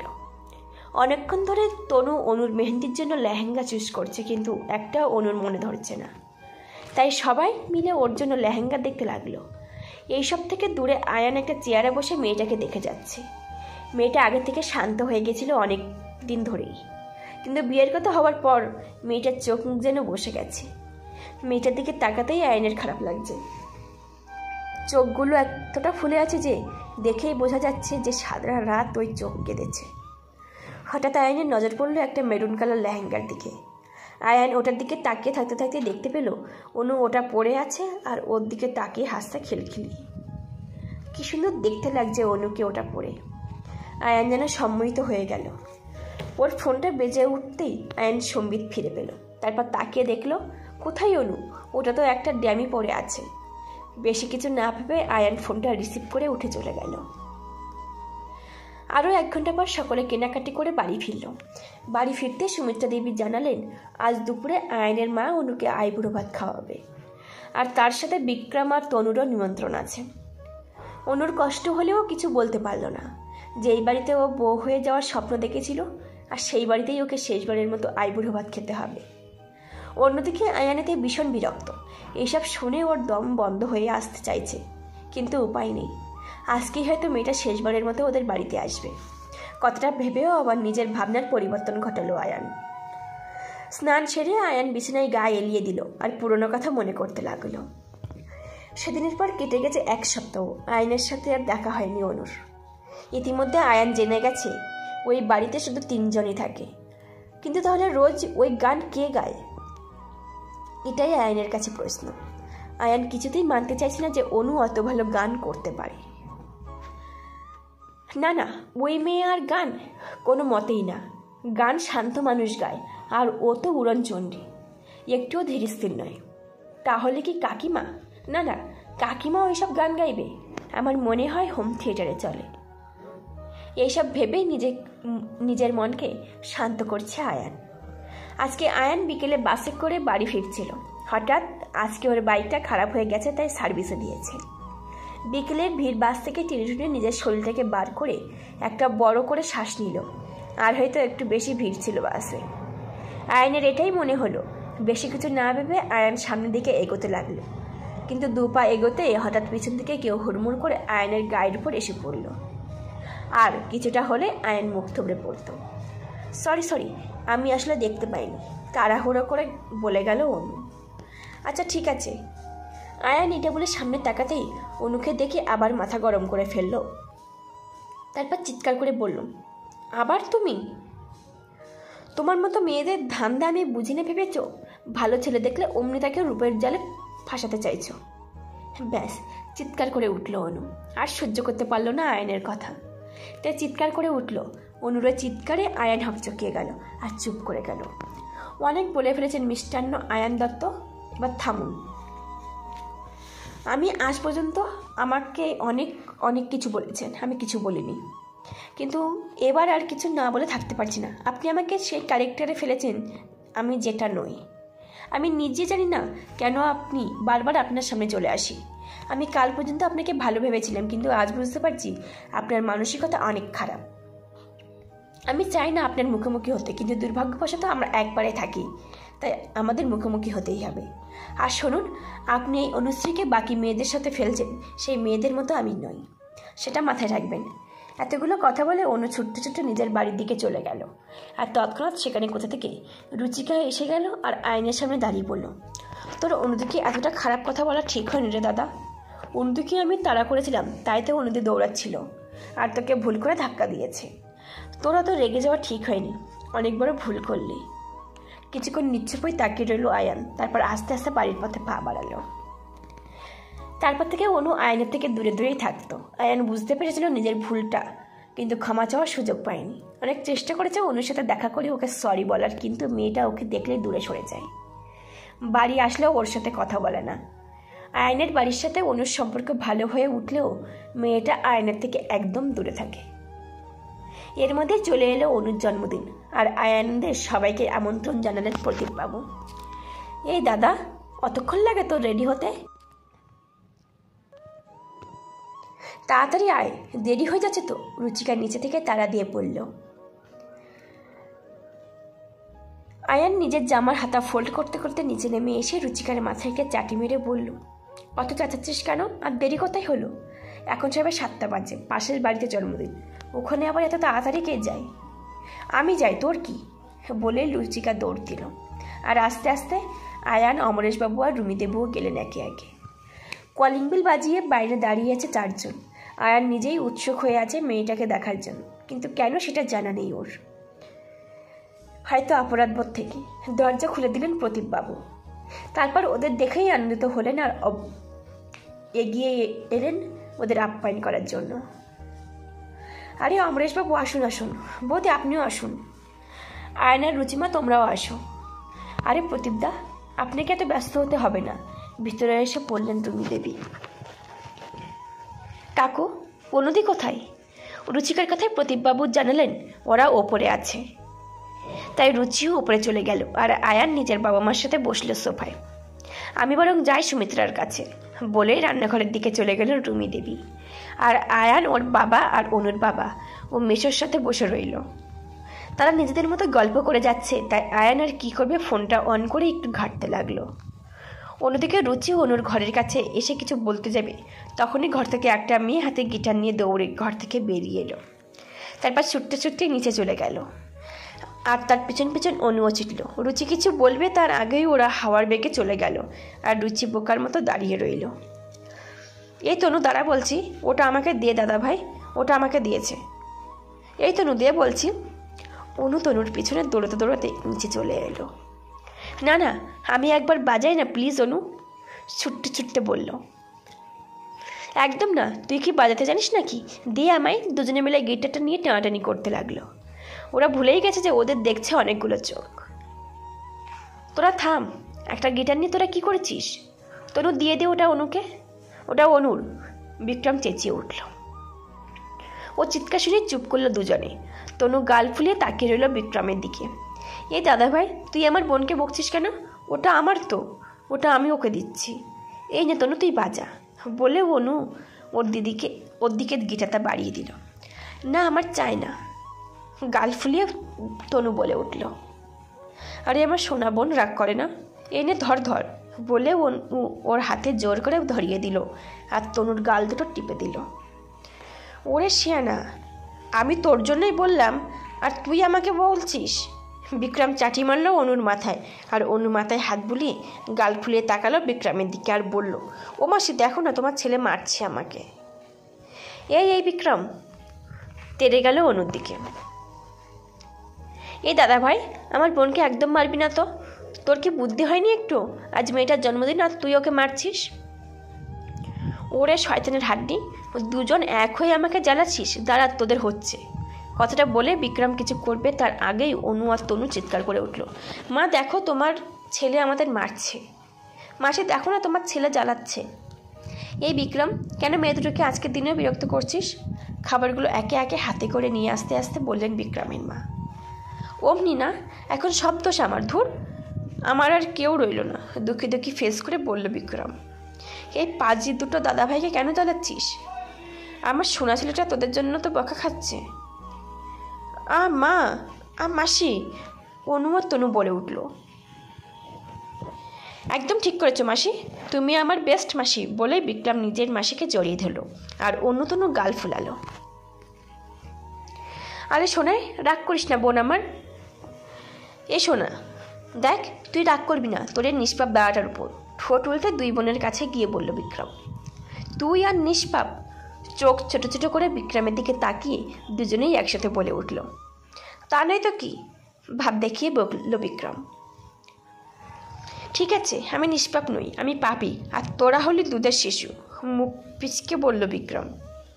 ওর মুখ দেখে দুজনের হাসি পেলেও কিছু বলল না। এবার তো রাগ করা কমা মাথাগণ, না হলে আমি কিন্তু কিছু করে ফেলবো। এই কি করবি দাদাভাই, তুই কি বাড়ি ছেড়ে চলে যাবি? এই তুই কি হিমালয়ে গিয়ে সন্ন্যাসী হবি? অনুও সমান উচ্ছ্বাসে বলে উঠল। নাকি তুই এক গোলা জলে ডুবে মরবি? তোরা আমাকে একটু ভালোবাসিস না, মুখ পিসকে বলে সোফায় গিয়ে বসলো বিক্রম। এই তনু, বেশি হয়ে গেল নাকি? তনুর দিকে তাকিয়ে ফিসফিস করে বলল অনু। মনে হচ্ছে।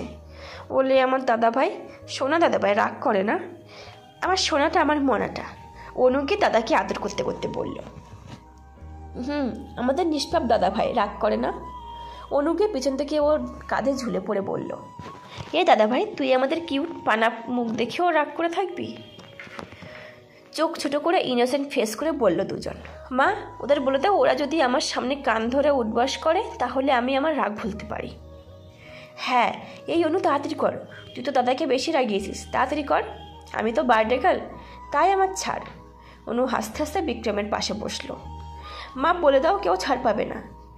অনেক বোঝানোর পরেও যখন বিক্রম রাজি হলো না, শেষে অনু আর তনু উঠবাস করবেই ঠিক করলো। ওরা কান ধরে মুখ পিচকে একটা উঠবাস করতেই একটা জোরে হাসির আওয়াজ শোনা গেল। হাসির উচ্চের দিকে তাকাতেই অনু মুগ্ধ হয়ে তাকিয়ে থাকলো আয়ানের দিকে। আয়ান যে এতক্ষণ এখানে ছিল সেটা অনু খেয়ালই করেনি। ওদিকে আয়ান তো প্রথমেই অবাক হয়ে গেছিল, এই মেয়েটা যে দোষী ও জানতো, কিন্তু একটা ছেলে মানুষ সেটা বুঝতেই পারেনি।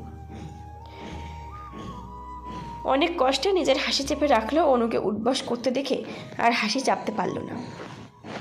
আয়ান চুপ কর, অমরেশবাবু আয়নের ব্যবহারে দাঁতের দাঁত চেপে বলল।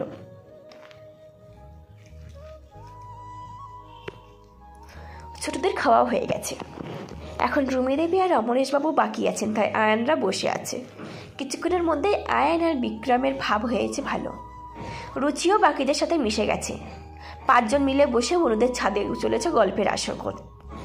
এই অনু, কি হলো রে তোর, হঠাৎ চুপ করে গেলি কেন?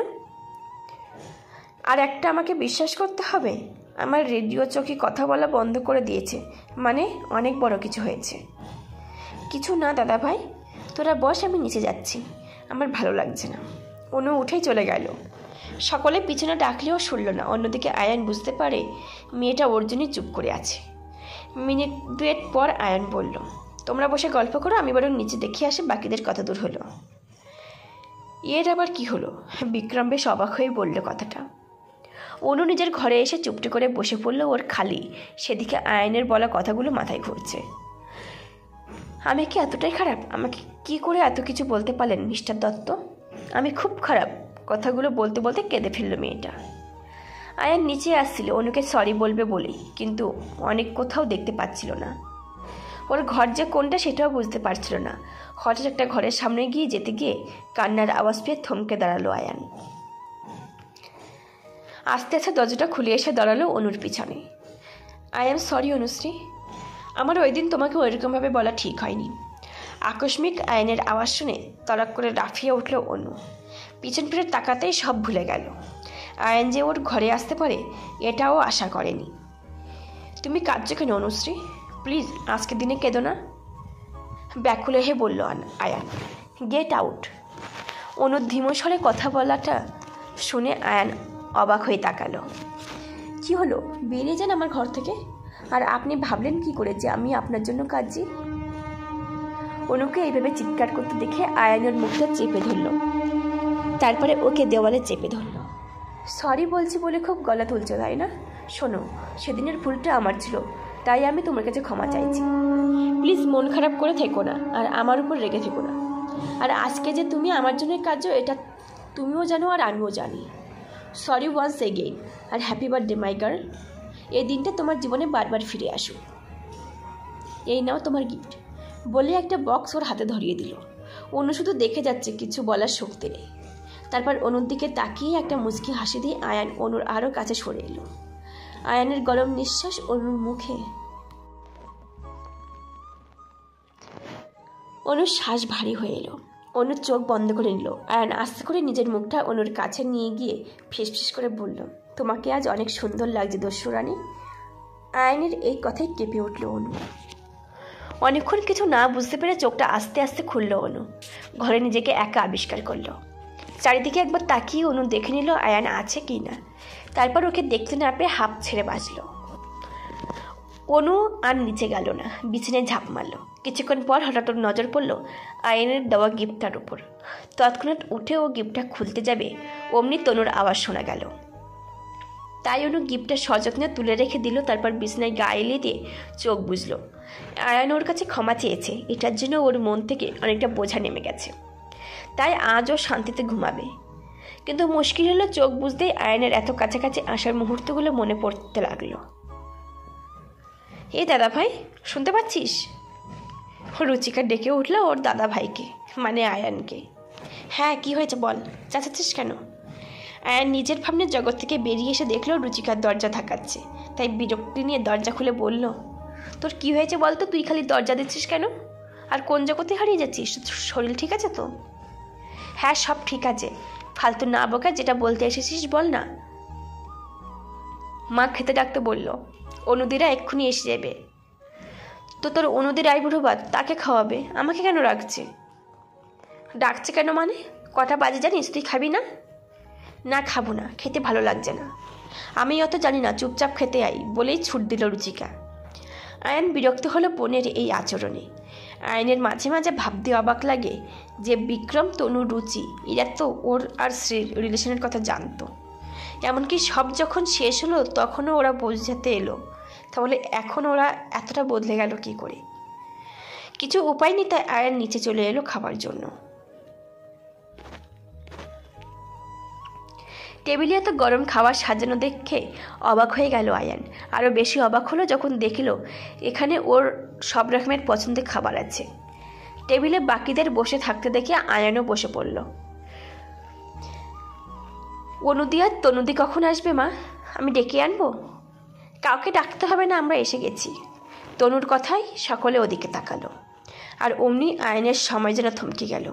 অনু একটা শাড়ি পরে আছে, হালকা গোলাপি রঙের তাঁতের শাড়িটায় অনুকে অনেক সুন্দর দেখাচ্ছে, ঠিক যেমন আয়ান চাইতো।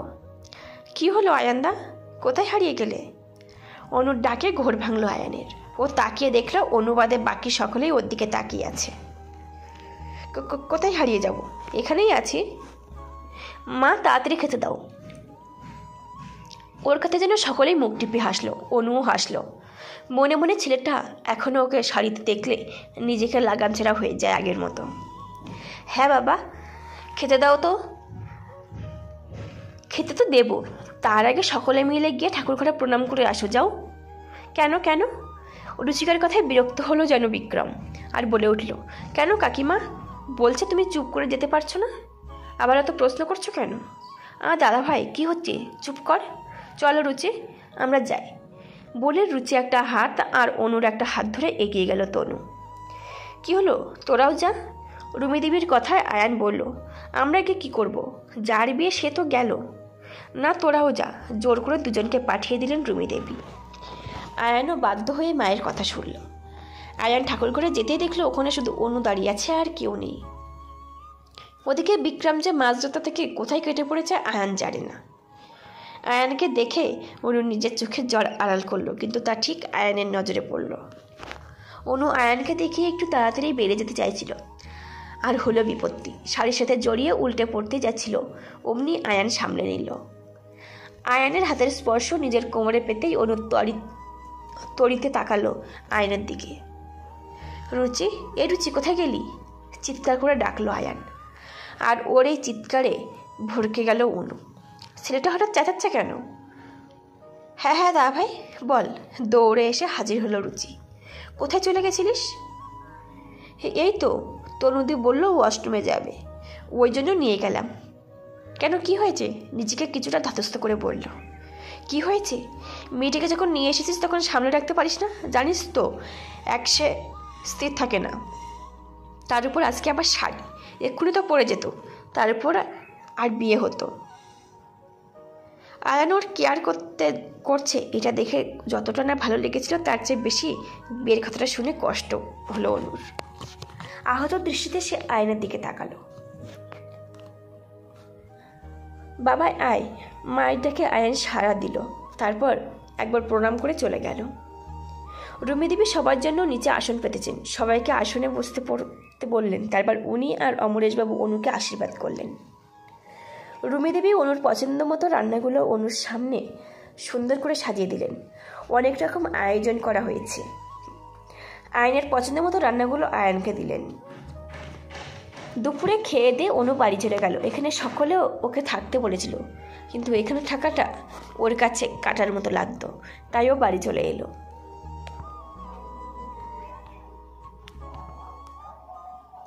সারাদিন ক্লান্তিতে অনুর চোখ বুজে এলো। দোষ ওর নয়, দীর্ঘদিন ধরে রাত জাগলে শরীর তো দুর্বল হবেই, তার উপর এত খাওয়া দাওয়া। শরীর নিজেই নিজের চাহিদা পূরণ করে ফেলল। অনুর ঘুম ভাঙলো মায়ের ডাকি। ঘুম থেকে উঠে দেখল সূর্য প্রায় অস্তাচলে। পাখিরা সব যে যার নিরে ফিরতে ব্যস্ত। অনু তাকিয়ে রইল আকাশের দিকে। চারিদিকে রক্তিম আভা ছড়িয়ে পড়েছে। এই অনু, কোথায় রে তুই? মানি তোকে খাবারটা খেয়ে নিতে বলল। অনু ভিতরে আস্তে আস্তে বলল, এই তো এখানে। অনু এতটা জোরে বলল যে তনুর কানে গেল কিনা জানা নেই। ও তুই এখানে কি করছিস এখানে বসে? চল ঘরে চল, খেয়ে নিবি। তনু বলেই চলে যাচ্ছিল, অনু হঠাৎ ওর হাত ধরে ফেলল। কি হলো? এখানে একটু বস না, পাশের জায়গাটা দেখিয়ে বলল অনু। তনু বসার পর দুজনেই চুপ। এই নিস্তব্ধতা কিসের তা তনু বুঝতে পারছি না ঠিক। অনুকে কিছু বলতে না দেখে তনু অনুর কাঁধে হাত রাখল। তনুকে কিছু বলতে না দিয়েই অনুকে জড়িয়ে ধরল তনুকে। আচমকা এমন হওয়ায় তনু কিছুটা অবাক হলেও নিজেকে সামলে নিল। তারপর আস্তে আস্তে অনুর পিঠে হাত বোলাতে লাগলো। কেউ কিছুই বলল না। কিছুক্ষণ পর অনু নিজেই ওকে ছেড়ে দিল। তারপর উঠে বসল। অনুর অবস্থা দেখে তনুর খারাপ লাগলেও কিছু করার নেই। বোনকে একটু একা থাকতে দিয়ে তনু উঠে চলে গেল। সন্ধ্যাবেলা পার্লারের লোক আসতেও তনুকে সাজাতে বসতে হলো। ওর একটুও ইচ্ছে নেই সাজার। ওর মনের কথা বুঝে তনু হালকা করে সাজাতে বলল। বিক্রমের সাথে বেরিয়েছিল আয়ান। ফিরতে অনেকটাই দেরি হয়ে যায়। আসতে তাই ইচ্ছা ছিল না, কিন্তু বিক্রম জোর করে টেনে আনল। অনুর মেহেন্দির আয়োজন ছাদে হয়েছে, তাই সেদিকে এগিয়ে গেল আয়ান। ছাদে উঠে দেখতে পেল চারিদিকে খুব সুন্দর করে ফুল আর লাইট দিয়ে সাজানো হয়েছে। অন্যদিকে অনুর বেশ অস্বস্তি হতে লাগলো। ওর খালি মনে হচ্ছে কেউ যেন গভীরভাবে পর্যবেক্ষণ করছে, কিন্তু কে দেখছে সেটাই বুঝতে পারছে না। না মানে ঠিক বুঝতে পারছে না তা নয়, বুঝতে পারছে আয়ান ওকে দেখছে। মেয়েটা এখনও তার উপস্থিতি টের পায়। কার নাম লিখব? মেহেন্দি পরানোর মেয়েটার কথা শুনে অনুর নিজের কাজ থামিয়ে তাকালো মেয়েটার দিকে। তারপর নিজের হাতের দিকে তাকালো। এরকমই তো চেয়েছিল, আয়ানকে তো বলেও ছিল। হঠাৎ মনে পড়ে গেল এই কথাটা। একদিন আয়ান আর অনু দুজনে আয়ানদের ছাদে বসে আছে পাশাপাশি। আকাশে পূর্ণিমার গোল থালার মতো চাঁদ উঠেছে। চারিদিকে হালকা হালকা হাওয়া বইছে। অনু আয়ানের কাঁধে মাথা দিয়ে তাকিয়ে আছে দূর আকাশে, আর আয়ান অনুর একটা হাত শক্ত করে ধরে রয়েছে, তাকিয়ে আছে ও দূরে। আয়ান শোনো না। অনুকে হঠাৎ উঠে পড়তে দেখে আয়ানের ভুরু কুঁচকে তাকালো ওর দিকে। কি হয়েছে, এমন করে দেখছো কেন? বোঝার চেষ্টা করছি তোমার মতলবটা কি। ওর কথা শুনে অনু চটাস করে ওকে একটা থাপ্পড় দিল। তারপর গাল ফুলালো। ধুর, আমি বলবই না। ওলে বাবালে, আমার সোনার স্ত্রী বুঝি রাগ করলো? আয়ান বলে অনুর গালটা টিপে ধরল। আর লাগছে। অনু ওই অবস্থাতেই বলে উঠল, আচ্ছা ঠিক আছে বলো, এবার কি বলছিলে? অনুকে দু হাতে জড়িয়ে ধরে বলল, বলছিলাম যে আমাদের বিয়েতে না আমি 2 হাত ভর্তি করে মেহেন্দি পরব। 2 হাত প্রশস্ত করে দেখিয়ে বলল অনু। পরবে বলছো? অনুর দিকে তাকিয়ে বলল আয়ান। অনু ওর দিকে তাকিয়ে মাথা নেড়ে জানালো হ্যাঁ। তারপর ওর উত্তরের অপেক্ষা করতে লাগলো। আয়ান তারপর কিছু একটা ভাবার মতো ভেবে তারপর অনুর গালে একটা কিস করে বলল, আচ্ছা করো। ম্যাম, কি নাম লিখব? কথাটা শুনে নিজের ভাবনা ছেড়ে বেরিয়ে এলো আবার অনু। কিছু বলছেন? আনমনে বলল অনু। চোখের কোণটা হঠাৎ চিকচিক করে উঠল। এ লিখবেন। পাশ থেকে তনু বলে উঠল। তনুর কথা শুনে এক মুহূর্তের জন্য অনু অবাক হয়ে গিয়েছিল। মাথায় শুধু এসেছিল আয়নের নামটাই। তারপর মনে পড়ল অঙ্কুদার ফার্স্ট লেটারটাও তো এ দিয়েই শুরু। কিন্তু অনু এটা আয়ানের কথা ভাববে। নিজের হাতে শুধু একটা নামই সহ্য করতে পারবে সে। নিজের হাতে ভালোবাসার মানুষটার নাম ছাড়া অন্য কারোর নাম লেখাটা সে কতটা বেদনাদায়ক হতে পারে সেটা অনু ভাবতে চায় না। হঠাৎ মনে হলো চোখটা যেন জ্বালা করছে। কিন্তু কারণ কি? ছেলেটা তো ওকে ভালোবাসে না, দিব্যি আছে। হয়ে গেছে ম্যাম আপনার মেহেন্দি। মেয়েটির কথায় তাকালো হাতের দিকে। খুব সুন্দর করেছে মেয়েটা মেহেন্দিটা। আর সবচেয়ে বেশি যেটা টানছে সেটা হলো এ লেটারটা। অনু উঠে পড়লো ওখান থেকে। খোলা আকাশের নিচে থাকলেও যেন আজ ওর ভালো লাগছে না। আরে কোথায় চললি এখন? আয় বস বস। কই দেখি অনুদির মেহেন্দিটা কেমন হয়েছে? বাহ, খুব সুন্দর হয়েছে। এবার দেখা যাক রঙটা কেমন হয়। জানো তো, রঙ যদি গাঢ় হয় তো বর অনেক ভালোবাসবে তোমায়। এ শোনাই, চল একটা গান করবি। বিক্রম কোথা থেকে হঠাৎ এসে বলল। না গান আমি গাইতে পারবো না দাদাই, ছেড়ে দে আমাকে তোরা। বিক্রমের কথায় সরাসরি নাচকোচ করে বলল অনু। কেন কর না, আজ তো তোর মেহেন্দি, আর তুই একটা গান করবি না? তনু ঠেলা মেরে বলল। হ্যাঁ গো নদী, করো না প্লিজ। উত্তরে অনু মাথা নেড়ে না বোঝালো। অনেক বোঝানোর পরেও অনু কিছুতেই রাজি হলো না। তাই সকলেই মুখ গোমরা করে নিল। অনু তাতে পাত্তা না দিয়ে সিঁড়ি দিয়ে নেমে আসবে এমন সময় গিটারের আওয়াজ শুনে থমকে দাঁড়িয়ে পড়ল। অন্যদিকে সকলেই হঠাৎ গিটারের আওয়াজ শুনে চারিদিকে তাকিয়ে তার উৎস খোঁজার চেষ্টা করছিল। হঠাৎ তাদের নজরে পড়ল আয়ানকে। নিজের দাদাকে গিটার বাজাতে দেখে রুচি অবাক হয়ে বলল, দাদা ভাই? রুচি আস্তে করে বললেও কতটা অনুর কানে যেতে সে পিছন ফিরে তাকালো। নজরে পড়ল কালো রঙের শেরওয়ানি পরা আয়ানকে। আয়ান ততক্ষণে গিটারে শোল তুলেছে। আয়নের গান শুনে অনু নিচে চলে এসেছে। চুপ করে বসে আছে নিজের ঘরের বারান্দায়। কেন করছে ছেলেটা এমন? কেন কষ্ট দিচ্ছে ওকে? পারছে ওকে এতটা কষ্ট দিতে? কি করে পারছে? ও তো ভালোবাসতো একটা সময় ওকে, তাহলে কি করে ওকে পারছে এতটা কষ্ট দিতে? কি চাইছে ছেলেটা? অনু তো মেনে নিয়েছিল ওর ভাগ্যে নেই আয়নের সাথে সংসার। কোনো উত্তর নেই অনুর কাছে। এই অনু রে, দরজা খোল মা আমার, ঋতুজা বললেন। হ্যাঁ মাসি চাই, নিজেকে স্বাভাবিক করে বলল অনু। কি হয়েছে মাসি? চল মা, অনেক রাত হলো, খেয়ে নিবি চল, কাল তো আবার ভোরবেলা উঠতে হবে। মেয়ের মাথায় হাত বুলিয়ে বললেন ঋতুজা দেবী। কত বড় হয়ে গেলি রে অনুমা, এই তো সেদিন হাসপাতালে তোকে হাতে নিয়ে কাঁপা কাঁপা হাতে নিয়ে এলাম, আর আজই তার বিয়ে।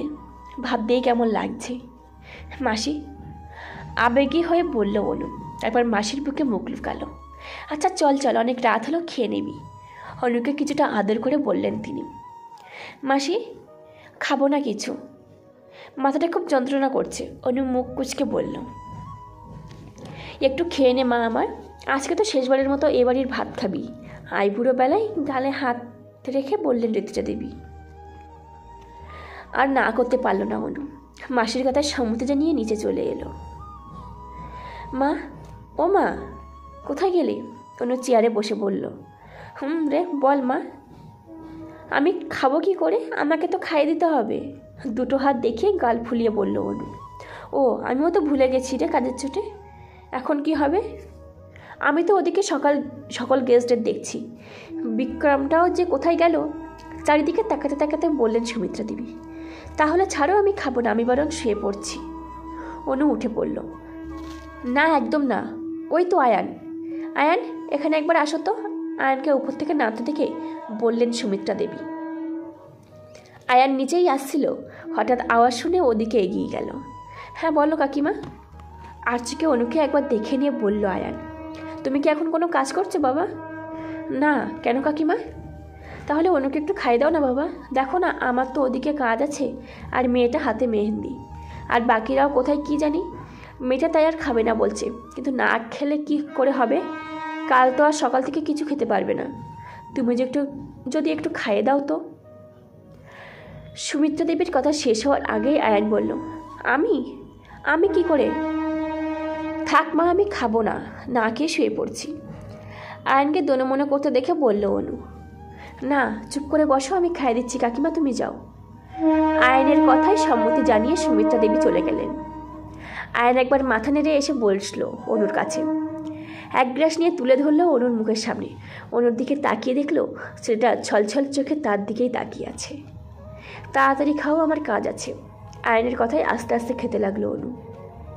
আর খাবো না, 4-5 গাল খাওয়ার পর বলল অনু, চুপচাপ খাও, ধমক দিয়ে বলল আয়ান। খাবে না ওই জন্য তো শরীরটা হচ্ছে ওরকম। তুমি খুব খুশি তাই না? খাওয়া প্রায় শেষের দিকে তখন অনু এরকম একটা কথা বলল। কথাটা শুনে আহত দৃষ্টিতে তাকালো আয়ান। কি হলো বললে না যে? অনু আবার জিজ্ঞেস করতেই চোখ সরিয়ে নিল আয়ান। হ্যাঁ তো খুশি হব না তো কি হব, হালকা হেসে বলল আয়ান। তাই তো বলে উঠে চলে গেল। অনু আর আয়ান তাকিয়ে রইল সেদিকে। আজ আয়ানের চোখে ঘুম নেই। আজ রাতে, তারপর কাল থেকে ও স্ত্রী অন্য কারোর হয়ে যাবে ভাবলেই বুকটা কষ্টে ভরে যাচ্ছে।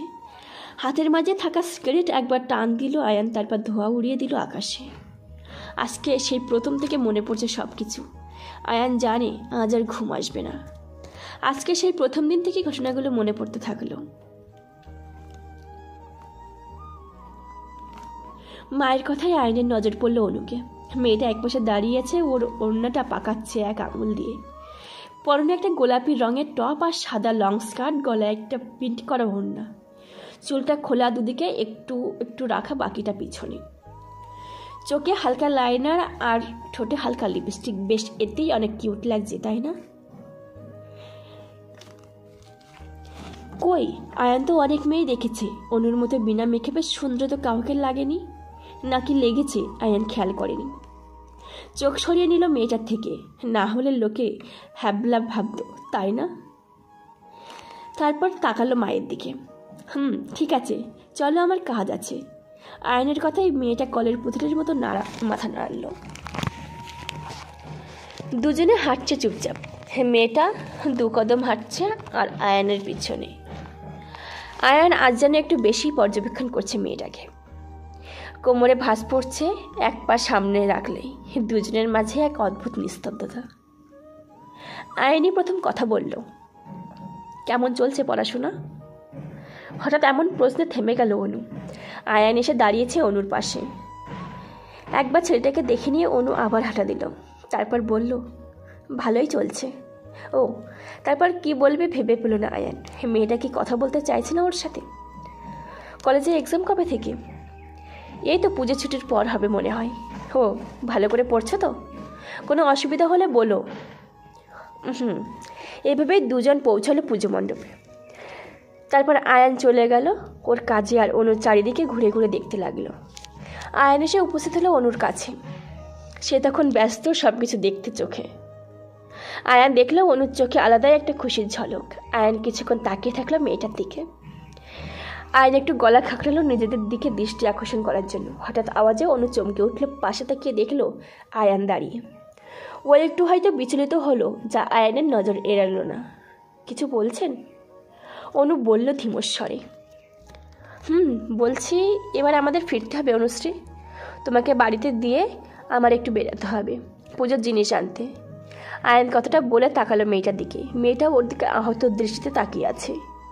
ওর কথায় কষ্ট পেল কি? কিন্তু আয়ান কষ্ট পাবার মতো কি বলল? আপনি চলে যান, আমি একা চলে যেতে পারবো। চোখ সরিয়ে নিয়ে বলল অনু। মোটেই না, তুমি যেমন আমার সাথে এসেছো তেমন আমার সাথেই যাবে। আমার একটা দায়িত্ব আছে, চলো চুপচাপ। আয়নের দৃঢ় গলায় বলা কথাটা আর উপেক্ষা করতে পারল না অনু। চুপচাপ আয়নের পিছনে যেতে লাগলো। থ্যাঙ্কস আর সরি, বাড়ির সামনে এসে বলল অনু। কিসের জন্য? ভুরু কুচকে জিজ্ঞেস করলো আয়ান। এই যে আমার জন্য এতটা সময় নষ্ট করলেন তার জন্য সরি, আর থ্যাঙ্কস কারণ সেদিনে আপনার দেওয়া গিফটের জন্য। থ্যাঙ্কস দিলাম, বাট সরিটা না, কারণ আমার সময় নষ্ট হয়নি অনুশ্রী। আচ্ছা যাই এবারও। শুনুন। বলো। আয়ান পিছনে ফিরে তাকালো। বলছি, আমার কাছে মানুষরা আমাকে অনু বলে ডাকে, আপনিও ডাকতে পারেন। তারপরে একবার মুচকি হেসে ছুটল অনু, আর আয়ান দাঁড়িয়ে রইল ওখানে। মেয়েটা কি বলল? অনু বলে ডাকতে, আর কি বলল কাছের মানুষ কতটা ভেবেই আয়নের ঠোঁটে হাসি খেলে গেল। আজকে ষষ্ঠী। সকালে স্নান করে অনু একটা লং চুড়িদার পরে নিল, তারপর চলে এলো মাকে একটু সাহায্য করতে। মায়ের হাতে সব কাজ করে দিল, তারপর হয়ে যেতে সেগুলো টেবিলে রেখে দিল, আর সুমিত্রা দেবী গেলেন শাড়ি পাল্টাতে। এই অনু, দেখ না কাকিমার হলো কি না। যাচ্ছি। কলিং বেলটা বাজিয়ে রাস্তা দিকে তাকালো অনু। হঠাৎ দরজা খুলে যেতেই কে দরজা খুলেছে সেটা না দেখেই ঝড়ের মতো বলে উঠল, ও কাকিমা তোমার হলো? মায়ের তো হয়ে গেছে, চলো চলো। আর রুচি কোথায়? সকাল থেকে বেটার দেখা নেই। একবার এতক্ষণ কথাগুলো বলে সামনের দিকে তাকিয়ে আয়নের ভুরু কুচকে তাকিয়ে থাকতে দেখে থতমত খেয়ে যায় অনু। আপনি? আমি।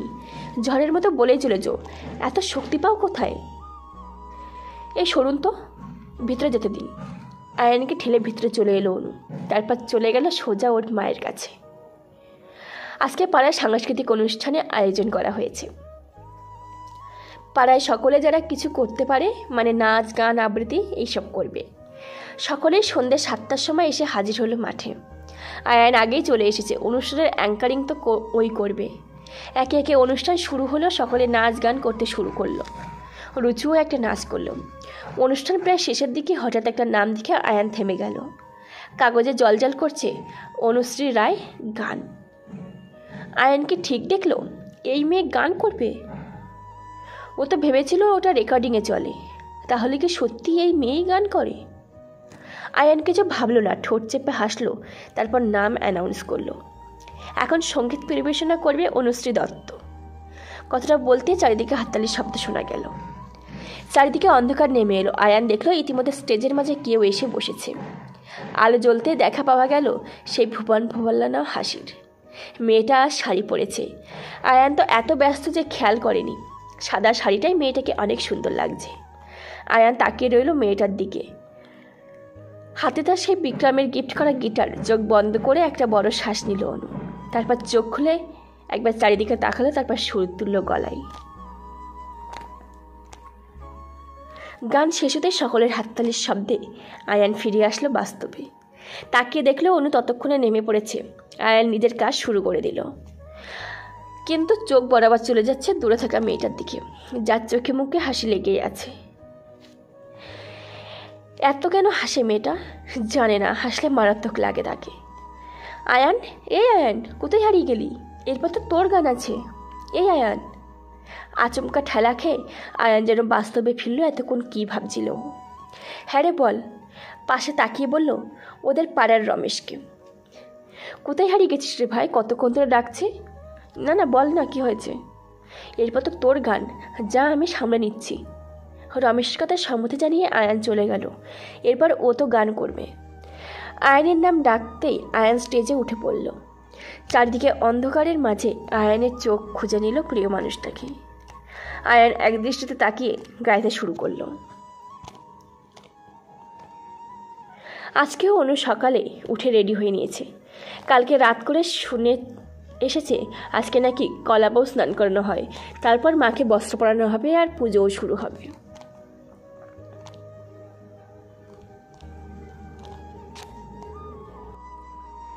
সেই সকালের পর থেকে অনু আর আয়ানকে দেখতে পর্যন্ত পায়নি। হয়তো ছেলেটা আসেনি আর। সকাল গড়িয়ে বিকেল হয়ে গেল, আয়ানের দেখা নেই। অনুর মন ছটফট করছে আয়ানকে দেখার জন্য, একবার কথা বলার জন্য, কিন্তু আয়ানের দেখা নেই। বিকেলেই সকল আত্মীয় স্বজন নিয়ে প্রতীকবাবু চলে এসেছেন বুক করা রিসর্টে। তারপরে অনুর জন্য ঠিক করা ঘরে অনুকে নিয়ে সাজানো শুরু হয়ে গেছে।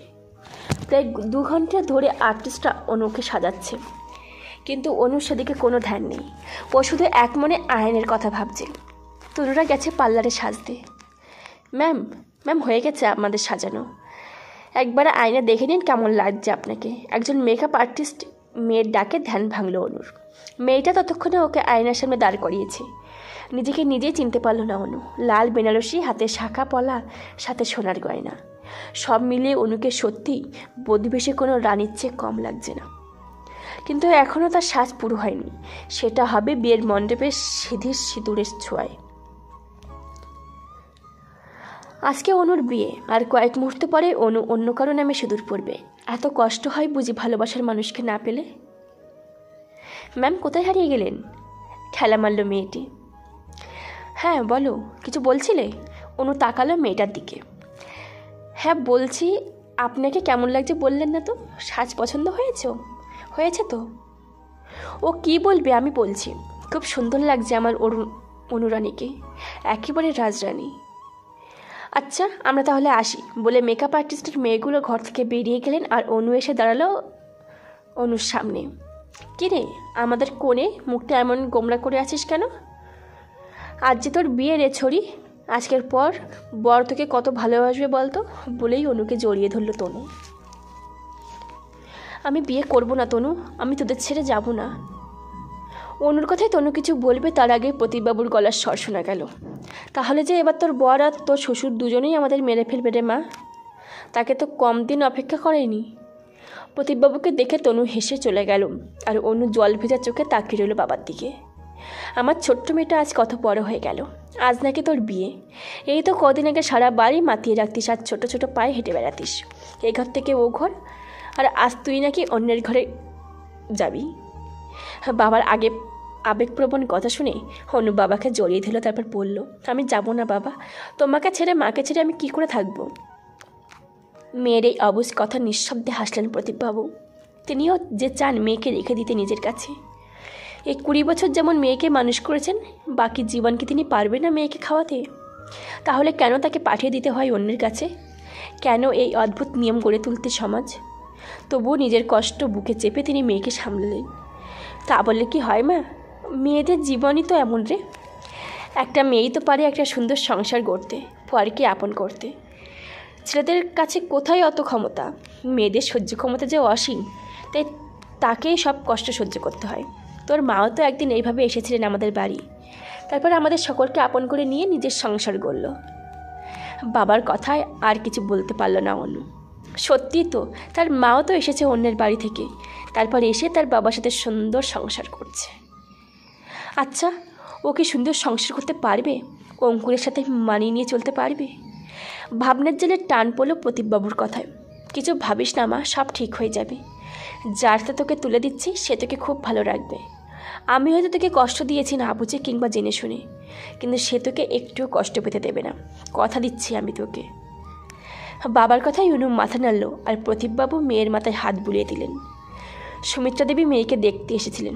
বাবা মেয়ের এই সুন্দর মুহূর্ত আর নষ্ট করতে চাইনি, তাই দরজার আড়ালে দাঁড়িয়ে তাদের সকল কথা শুনছিলেন। এবার ভিতরে না গেলে দেরি হয়ে যাবে, তাই তিনি চোখের জল মুছে ভেতরে গেলেন আর বললেন, বাবা আর মেয়ের কথা শেষ হলে এবার নিচে চলুন, ওদিকে তো সকলে বউ দেখবে বলে তাড়া দিচ্ছে। অনেকক্ষণ ধরে একাই নিজের জন্য সাজানো আসনে বসে আছে অনু। রুচি আর তনু কোথাও গেছে তার ঠিক নেই। চারিদিকে তাকিয়ে আয়ানকে খোঁজার চেষ্টা করছে অনু। একটাবার কি ছেলেটা দেখা পাবে না? এসব ভাবছে তখনই চোখ পড়ল দরজার দিকে। আয়ানকে একটা কালো রঙের শেরওয়ানি পরে আসতে দেখে অনুর সময় যেন থমকে গেল। আয়ানকে নিজের দিকেই আসতে দেখে অনু উঠে দাঁড়ালো। আয়ান ঠিক ওর সামনে এসে দাঁড়িয়েছে। ছেলেটার তো ঠোঁট নড়ছে, তাহলে কি কিছু বলছে আয়ান? কই, অনু তো শুনতে পাচ্ছে না। শ্রী, চলো, তোমার সাথে আমার কিছু কথা আছে। কথাটা বলে কোনো দিকে না তাকিয়ে আয়ান অনুর হাত ধরে নিয়ে যেতে লাগলো ছাদের দিকে। আকস্মিক এই ঘটনায় সকলে আয়ান আর অনুর দিকে তাকিয়ে, কিন্তু সেদিকে আয়ানের কোনো হুঁশ নেই।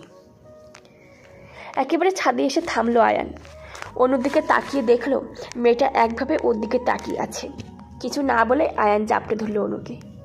অনু কিছু না বলে আয়ানের পিঠে হাত রাখলো। অনু বুঝতে পারছি ওর শাড়ি কিছুটা ভিজে যাচ্ছে। আয়ান কি তাহলে কাঁদছে? আমাকে ক্ষমা করে দাও শ্রী, আমি কোনোদিন তোমার কথা শুনিনি, না প্রথম দিন আর না কোনোবার। যা আমার মনে হয়েছে তাই তোমার উপর চাপিয়ে দিয়েছি, তাতে তুমি কষ্ট পেলে কি না সেটা কোনোদিনও দেখিনি। কিন্তু বিশ্বাস করো শ্রী, আমি নিজেও কষ্ট পেয়েছি। প্রতি রাত আমি পিছনে ছটফট করেছি তোমার জন্য। আমাকে ক্ষমা করে দাও শ্রী, আমি জানি আমার ভুল, সব আমার ভুল, কিন্তু আর একবার তুমি আমাকে ক্ষমা করে দাও। আমি কথা দিচ্ছি আর কখনো তোমাকে আমি কষ্ট পেতে দেব না। আমি জানি আমার সেদিন শোনা উচিত ছিল, কিন্তু আমি শুনিনি। কিন্তু আর পারছি না শ্রী, আমি পারবো না তোমাকে অন্য কারোর হয়ে যেতে দেখতে। আমি ভেবেছিলাম এটা হয়তো সোজা হবে, কিন্তু এখন বুঝছি তুমি অন্য কারোর হয়ে গেলে আমি শেষ হয়ে যাব। তুমি বলো অক্সিজেন ছাড়া কি কেউ শ্বাস নিতে পারে? কিন্তু তোমাকে ছাড়া আমি নিঃশ্বাস নিতে পারছি না শ্রী, আমার দম বন্ধ হয়ে আসছে। প্লিজ ফিরে আসো, আমার হয়ে যাও। আমি কথা দিচ্ছি আর তোমাকে কষ্ট দেব না। একবার তোমার রাক্ষসের কাছে তুমি ফিরে আসো শ্রী। আয়ান এতটা বলে আর কিছু হয়তো বলতো, কিন্তু অনু বলতেই দিল না। তার আগে ঝাঁপিয়ে পড়লো আয়ানের বুকে আর 2-4টে কিল মেরে কান্নায় ভেঙে পড়ল। আমিও পারবো না আয়ান, আর পারবো না তোমায় কষ্ট সহ্য করতে। এবার কষ্ট দিলে আমি কিন্তু মরেই যাব। স্ত্রীকে শেষ করতে না দিয়ে আয়ান বলল, আর কষ্ট পেতে দেব না, কথা দিচ্ছি। ব্যাস হয়ে গেল। এতদিন পর বেটারা স্বীকার করলো। কি বলেন রায়বাবু? অমরেশবাবুর আওয়াজ পেয়ে আয়ান আর অনু একে অপরকে ছেড়ে ঘুরে দাঁড়ালো। আর তখনই নজর পড়ল সেখানে ওদের বাড়ির সকলেই আছে। আসলে বাবা, আয়ানকে কিছু বলতে না দিয়ে অমরেশ বললেন, থাক বাবা, তোমাকে আর কিছুই বলতে হবে না। এতদিন যখন বললে না, এখন বলে আর কি করবে? কথাটা শুনে আয়ান মাথা নামিয়ে নিল। প্রদীপবাবু এসে দাঁড়ালেন আয়ানের সামনে। প্রদীপবাবুকে নিজের সামনে এসে দাঁড়াতে দেখে আয়ান মাথা তুলে তাকালো। আমি আমার মেয়েটাকে অনেক কষ্ট দিয়েছি আয়ান, জানি আমার মেয়ে অনেক কষ্ট পেয়েছে। অনেক ভরসা করে আজ তোমার হাতে ওকে তুলে দিচ্ছি। তুমি কথা দাও ওকে আর কষ্ট পেতে দেবে না। প্রদীপবাবুর কথা শুনে আয়ান একবার অনুর দিকে তাকালো। সে উৎসুক হয়ে তাকিয়ে আছে তার দিকে উত্তরের আশায়। আয়ান ধীরে ধীরে প্রদীপবাবুর হাত ধরল, তারপর বলতে লাগলো, আমি নিজেও অনেক কষ্ট দিয়েছি শ্রীকে আঙ্কেল, কিন্তু কথা দিচ্ছি যে আর কষ্ট পেতে দেব না। হ্যাঁ, হয়তো আপনার মতো ওকে ভালো রাখতে পারবো না, কিন্তু কথা দিচ্ছি কষ্ট পেতে দেব না আঙ্কেল। আয়ানের কথা শুনে উপস্থিত সকলে হেসে ফেলল। অনুকে জড়িয়ে ধরলেন প্রদীপবাবু, তারপর বললেন, আঙ্কেল নয় রে, শ্বশুরমশাই হয়ে আমি তোর। কথাটা শুনে আয়ান আর অনু প্রশ্নসূচক মুখ করে তাকালো ওনার দিকে, আর বাকিরা হাসতে। যাক, এতদিন ধরে আমাদের করা প্ল্যান পুরোপুরিভাবে ঠিক হলো। প্ল্যান? কিসের প্ল্যান? অনু অবাক হয়ে বলল। থাক, ওটা পরে কোনোদিন শোনা হবে, অনেক বড় কাহিনী। আজকে চল, না হলে বিয়ের লগ্নে চলে যাবে। তখনই আয়ান বলে উঠল, কিসের বিয়ে? অঙ্কুরের সাথে স্ত্রীর বিয়ের তো হবে না? আরে গাধা, তোর আর সোনাইয়ের বিয়ে। চল চল, বুদ্ধিগুলো তো লোপ পেয়ে গেল। বিক্রম আয়ানের মাথায় চাটি মেরে বলল। আয়ান কিছু বলবে তার আগে বিক্রম ওকে টেনে নিয়ে যেতে বলল, সব প্রশ্ন পরে হবে, আগে চল ধুতিটা পরাই। আরে আস্তে আস্তে, পড়ে যাব তো। বিক্রম যা ভাবে ওকে টানছে, আয়ান তাই বলে উঠল। কিছু পড়বি না, আর পড়ে গেলেও তুলে নেব তোকে। দুয়ারে বরবেশে দাঁড়িয়ে আছে আয়ান। সুমিত্রা দেবী ওকে বরণ করে মিষ্টি খায়ে ঘরে আনলো। কিছুক্ষণ পরেই তাকে ডাকার জন্য হলো বিয়ের জন্য। নানাবিধ নিয়ম মেনে পুরোহিত মশাই বললেন কনেকে নিয়ে আসুন। অঙ্কুর, বিক্রম আর দুজন মিলে অনুকে নিয়ে এলো পিড়িতে করে। আয়ানের চারিদিকে ঘুরিয়ে অনুকে সামনে দাঁড় করানো হলো। অনু যখন পান পাতাটা সরালো, তখন অনুকে দেখে আয়ানের মনে হলো সমস্ত পৃথিবীটা যেন থেমে গেছে। একে একে সব নিয়ম মেনে আয়ান রাঙিয়ে দিল অনুর স্মৃতি, আর অনুও চোখ বন্ধ করে নিল। খাওয়া দাওয়ার শেষে অনু আর আয়ান এসে নিজেদের জন্য ঠিক করা জায়গায় এসে দাঁড়ালো। আয়ান এক দৃষ্টিতে তাকিয়ে আছে নিজের নববিবাহিত স্ত্রীর দিকে।